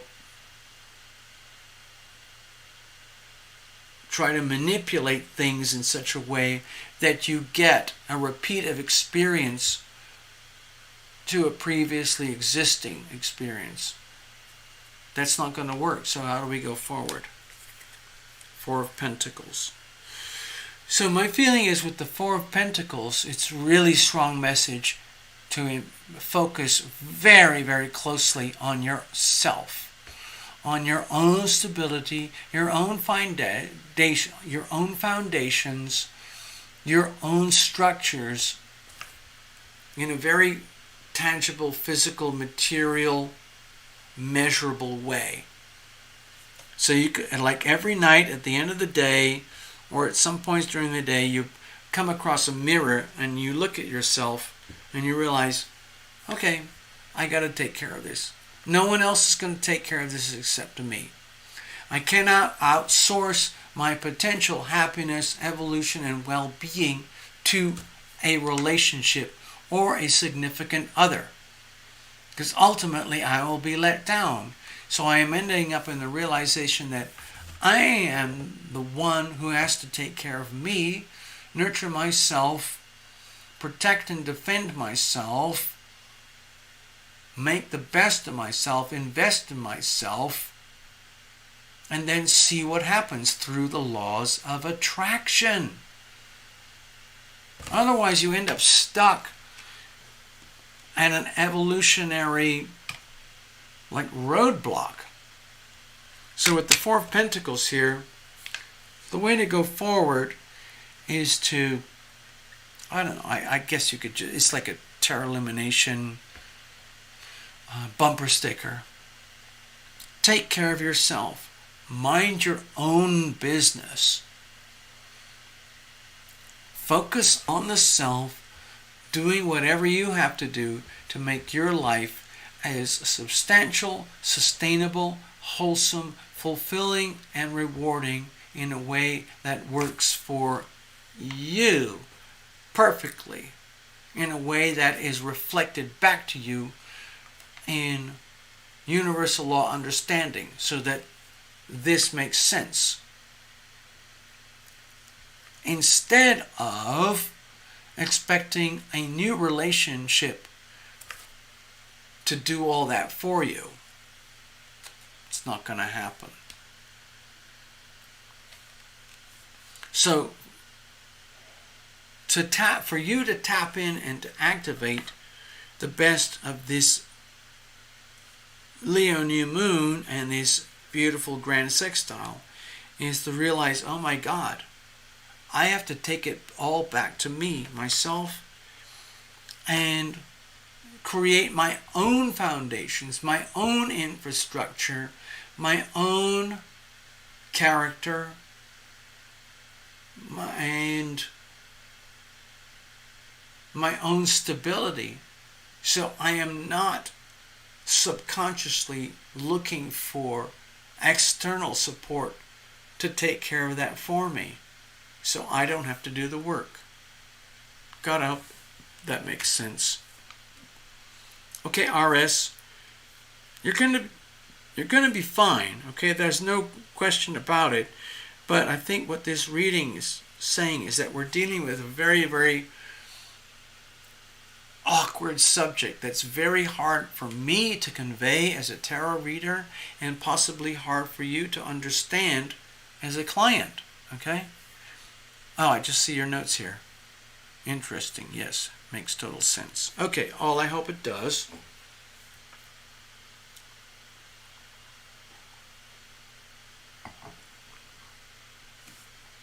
Okay, let's just say something. RS, I'm going to go off on a tangent here. This is for everybody, not just RS, but let's just say, RS, that you have significant aspects in your natal horoscope and your solar horoscope that indicates strong tendencies towards relationship and relationship dynamics. I would be looking for 7th house energy fields. And it might be a very old, familiar pattern. And now we're here in a lifetime where it's reverting to having to deal with these very, very simple, but not necessarily easy, fundamental truths. Like, my God, RS is saying, like, Tarot Lumination, are you serious? Like, the best thing you can do right now is just literally, I'm pretending I'm RS, like, you're just telling me I just have to mind my own business. Don't worry about anyone else. Don't expect anyone else to come in and save you. Don't plan for anyone else, or a lover, or a partner, or a spouse, or a business partner to suddenly magically make everything right and good. Instead, it's really about, oh my God, I'm actually the one who has to live my own life for me. And that means I have to take care of my own business. I have to mind my own business. You know that expression? It's a question of tone with the words. I'll go over here. MYOB. So let's say somebody was right in my face and they're pointing fingers and blah, blah, blah, blah, blah, hey, Tarot Lumination, blah, blah, blah. And I look back at them and I kind of go, okay, well, you know what? MYOB. Mind your own business. Do you see what I'm getting at here, RS? The message is for you, for me to tell you, literally, RS, mind your own business. And I'm not saying that to point fingers or be like mind your own business. It's more like literally, mind your own business. In other words, take care of the matters in your life that are your business. Do not expect anyone or anything or a relationship or a partnership to take care of that for you. The more and more and more that you mind your own business, the better life is going to be for you. It sounds like I'm telling you, hey, RS, you need to become much more selfish and much more, let's say, self-actuating, self-centering. You might, in astrology, you might have a heavy emphasis on the 7th house, where it almost feels like alien or unnatural or cruel or nonsense to function without a significant relationship. But what this reading is telling me is to understand that you really can't have the significant relationship that you might desire or want or deserve without minding your own business first. Okay? Love thyself. That's the essence of this channel. It's so easy for me to say that. Love thyself. Literally. Love thyself. Simple is not easy. Okay? You're going to be fine, RS. Seriously, thank you for booking this reading with me tonight, because it feels to me like we've been dealing with very awkward, delicate themes that are very hard to put into the light unless you deliberately seek the light. And that's what everybody has done here tonight. They've put down good money, good time, good energy to seek the light, deliberately seeking the light, as opposed to operating on default conditioning. So, RS, in your own way, you are a hero.